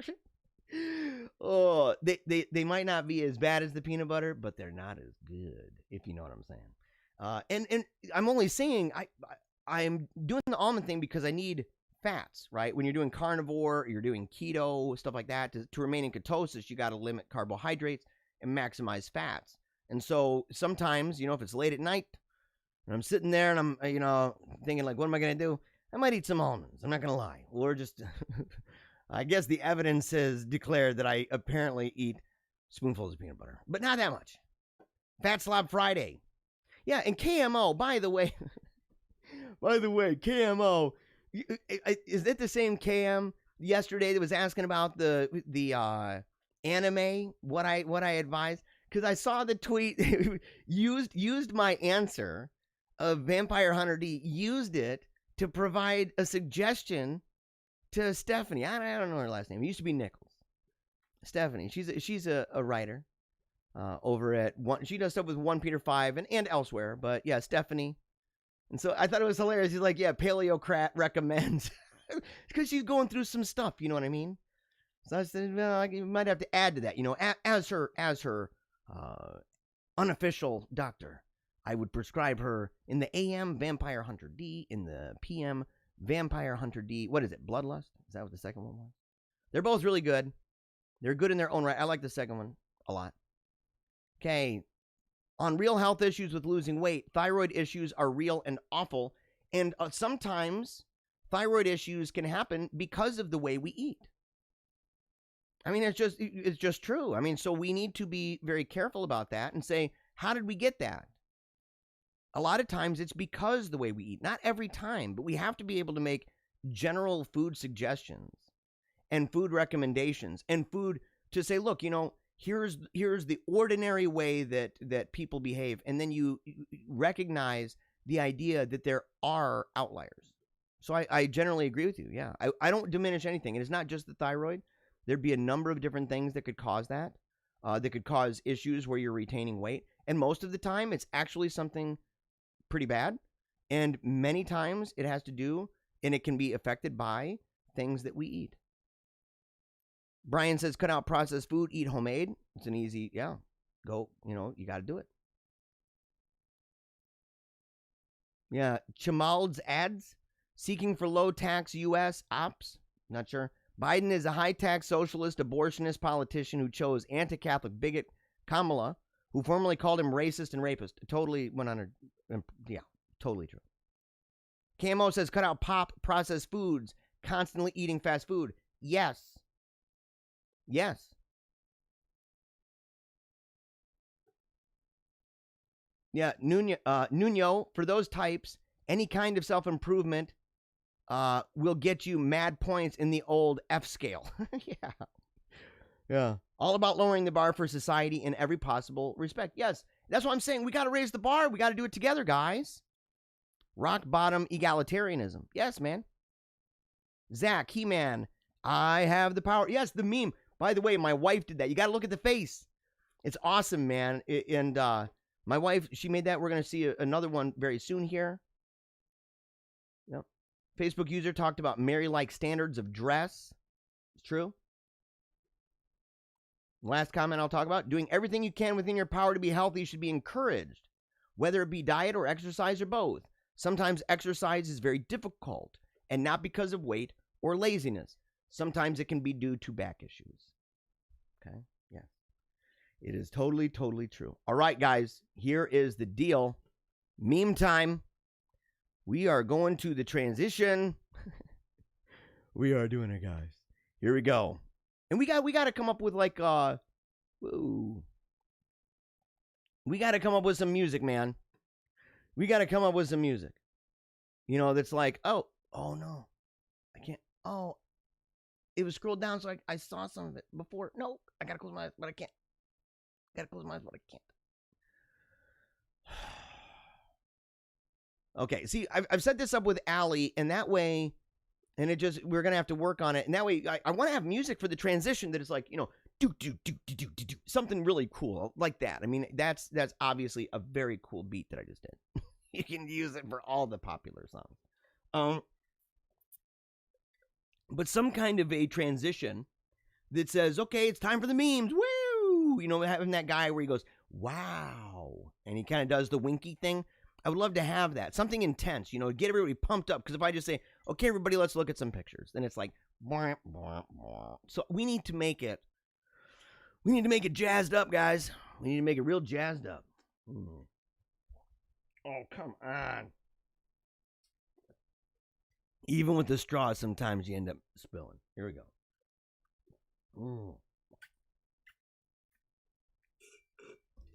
I had to chug that. I had to chug the rest of the coffee, and I think I got some grits in the back of my throat. Oh, man. Okay. Meme time. Clothes change at 12 o'clock.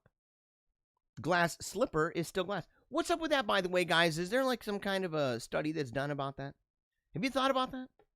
Like, why is it that the glass slipper is still glass? And, which one's better, by the way? The original story or the Disney version? And if you were to read it, okay, so like, I wonder if someone's done this to say like, okay, let's go ahead and put the script. You can read the script of the Disney version and then read the original one. right? The grim one. I think that says enough. It's gross, dude. I mean, like, what, man? They cut off the girl's toes and stuff. I can't find my phone. Can someone call it? Oh, I missed a call. Oh, yeah. Dude, how many people have done that where they're like, oh, hey, I can't find my phone somewhere. Can you give it a call? And your wife calls it, and you go running over. Oh, there it is. I feel the buzz, and you go down, and it's under where you were sitting. It fell out of your pocket or something, and you pick it up, and you check, and it says missed call, and you get excited. You're like, oh, yeah, man, look at this. And then you look, and you see it's your wife, and you go, yeah, you were thinking about me. Did you need something? October be like blank in the morning. Okay, like The Shining. Okay. And in the afternoon, it's like that. Yeah. Oh. By the way, has anyone seen the version of The Shining that is Stephen King's version? I've never seen it. I like Kubrick's version. When the temperature drops 1 degree. Okay. See, I like the season if for no other reason than the memes. I do, yes. That is one of my favorite characters. Somebody asked me recently what my all-time favorite horror movie is. I'll have to think about that. I'll have to think about it. I mentioned the movie The Fortress a lot. And oh my gosh, I needed to share that. My buddy Chad, my co-host over at Paleo Cheese, made this meme. It's hilarious, man. I'll share it tomorrow. Elmo's lunch is interrupted by a local vegan. Isn't that the way it feels like when a vegan rolls up to you? Look at Elmo's face, by the way. Just look at his face. You can tell he's like, no, not a vegan.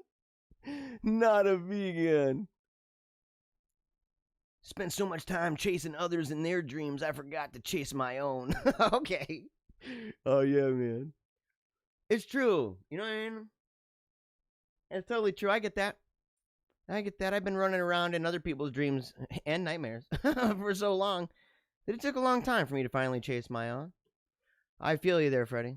I feel you. 1 pillow is too low. 2 pillows is too high. I have a perfect, because I relate to that, okay? I relate to that big time.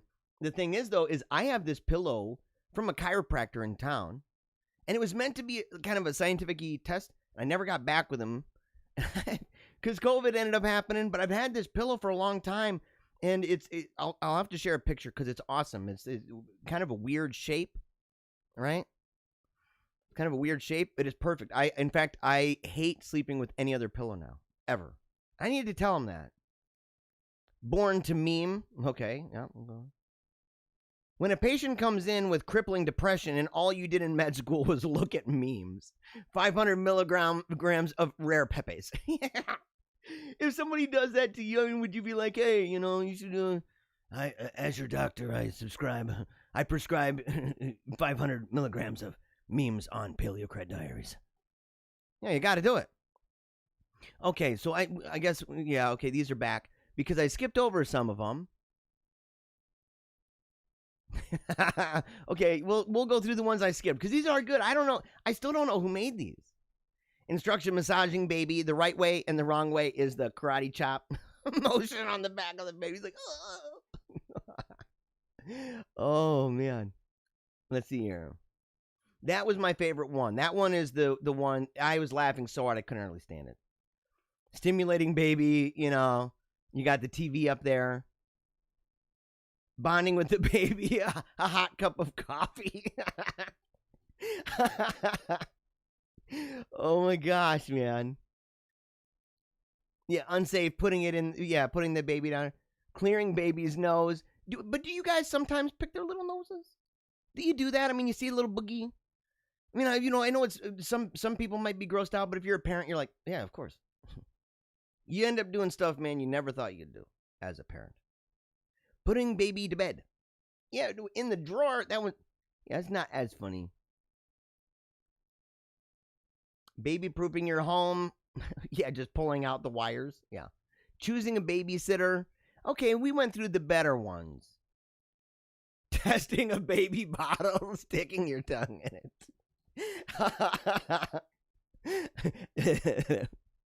Oh, that's good. That's good. Checking baby's diaper. Okay. Correct and incorrect. You know, my uncle, he told me when I was little, I was out in the yard and, you know, I was really, really young and wiping my hands on the ground. He thought it was like mulberries, you know, and he said he saw all this kind of dark stuff all over my hand. Wasn't mulberries. Wasn't any mulberries. Let's just put it that way. Just wasn't that way. Bundling baby. Okay, so, oh my gosh. Yeah, waking baby. And the other one's an air horn. Oh. Yeah, dude. Oh my gosh. Oh, sickos. Okay. Perception of homeschool moms last week. Perception of homeschool moms now. Dude, yeah, you know what? Bravo to the homeschool moms. We got some homeschool moms that watch this program. Some of them have their kids watch the show to keep them informed of things to do with social studies and what's happening in the world. I'm very glad because we talk about very important things. Okay, what is this one? What is this one? Oh, yeah. Okay, this is the one that was shared with me. Matt Smith. Tank. Don't phone home, though. Yeah. That right there. Yeah. Yep. It's a friend's dog.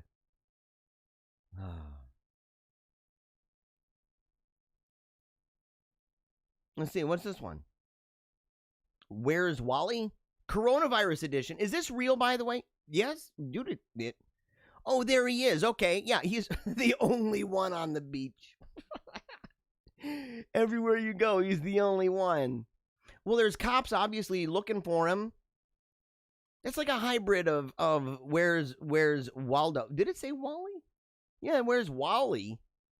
Yeah, where's Waldo? Who's calling him Wally now?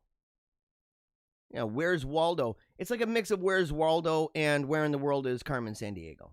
Because he's running from the cops. They're like, he's breaking lockdown rules. We need to put him in jail. And they have a lot more room in jail now because they let all of the pedophiles and rapists and murderers out because they might get the COVID. Okay, whoever did this, you're a legend. Oh, yeah, my precious. Okay, yeah, the toilet paper aisle. Yeah.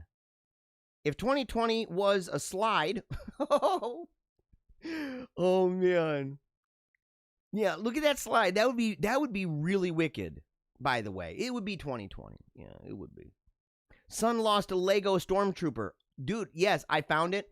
I just had this recently. And then yesterday I was getting ready to, putting things away for the show, and I turn off all the lights, and I'm getting out of the dungeon to go back upstairs here at Castle Paleocrat.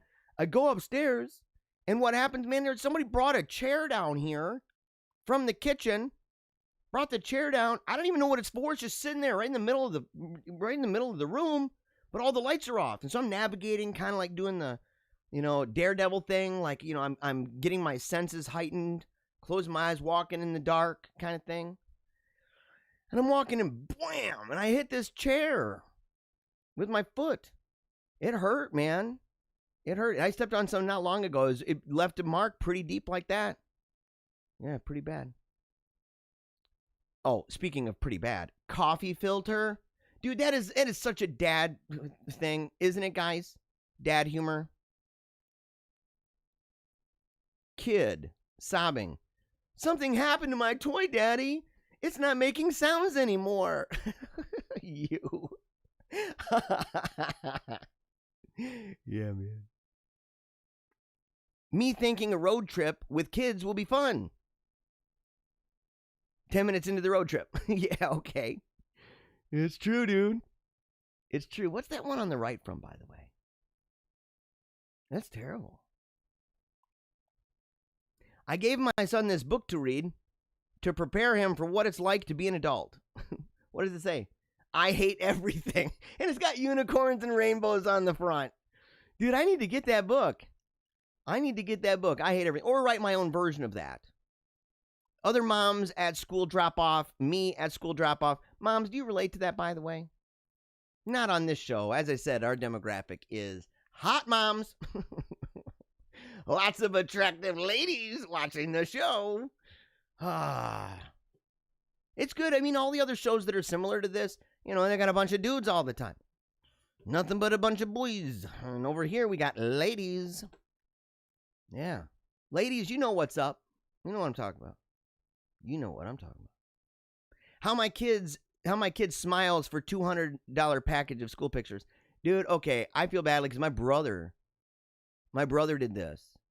Where he had a smile like, ugh, he did one of them numbers. And it was hilarious because, I mean, we really made fun of him. In a way we shouldn't have. It was bad. I'm not going to lie. It was bad.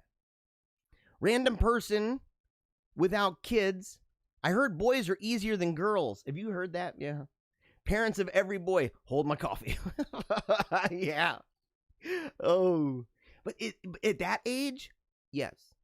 Once they get older, though, man, is it harder, guys? I mean, I'm not there yet. My son is 13. He's almost 14. My daughter would be 16 right now, so she would be driving. I would know, a little bit more about this, where she's still alive. Rest in peace. Samantha Lee. Love her with all of my heart. Miss her every day. When your kid starts yelling, by the way, I think Samantha would love this show. She'd love it. Oh, I miss you, girl. When your kids start yelling before you can take your first sip of coffee in the morning, I feel that way. When they're arguing and I haven't even had my coffee yet, and they're in the other room, blah, blah, blah, blah, blah, blah, blah. Oh, there's very few things that make me angrier than that, by the way. You want to see Big Papa Bear flip out? Or, you know what's worse? When they're arguing in public. When they're like, they open up the door and all the, the neighbors are outside and they're blah, blah, blah, blah, blah, arguing with each other over something stupid. That moment when having children starts to pay off. Guys, I think I'm going to end on that one. I've got more, but we're going to end on that one. We've gone over time, but that is just true, isn't it? How many times, you could be having the worst day. You could be really upset with those kids and really grumpy and say, man, they scored terrible on the test at school. They got in trouble at recess. They stained their shorts and their shirt. We got to try to get out that grass stain and all of these things. They broke a glass downstairs. But that moment in the bathroom when you are stuck on that toilet and you know that the paper is downstairs, you realize the reason you had children. you realize now. All righty, everybody. Thank you so much for tuning in. Again, every single Monday through Friday from 10 to noon, paleocratdiaries.com for information about interviews and speeches and inquiries, all that stuff. You can email me at paleocratdiaries@gmail.com. And, of course, make sure to check out the podcast, Paleo Cheese Podcast. Paleo Cheese spelled with a Z instead of an S, with a Z, okay? And Meaning of Catholic as well. I'm going to talk. Somebody asked me yesterday. They said, why aren't you doing more with paleo, with Meaning of Catholic? What's up with that? There's nothing wrong. There's nothing wrong. We're just busy dudes. He's busy doing his thing. I'm busy doing my thing. We're busy guys. Mad respect, though. And we'll do more.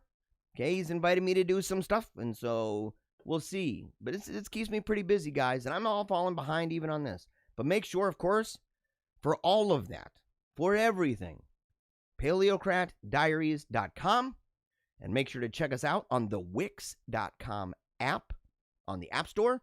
Look for Paleocrat Diaries. I appreciate it, guys. Every single day you make me happy. Every single day. It's a great way to start the morning. So make sure to share with your friends. And until next time, never give up. Keep on smiling. And memento mori.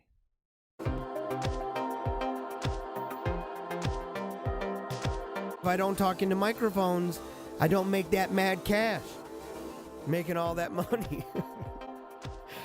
Making that mad loot, right? Mind control.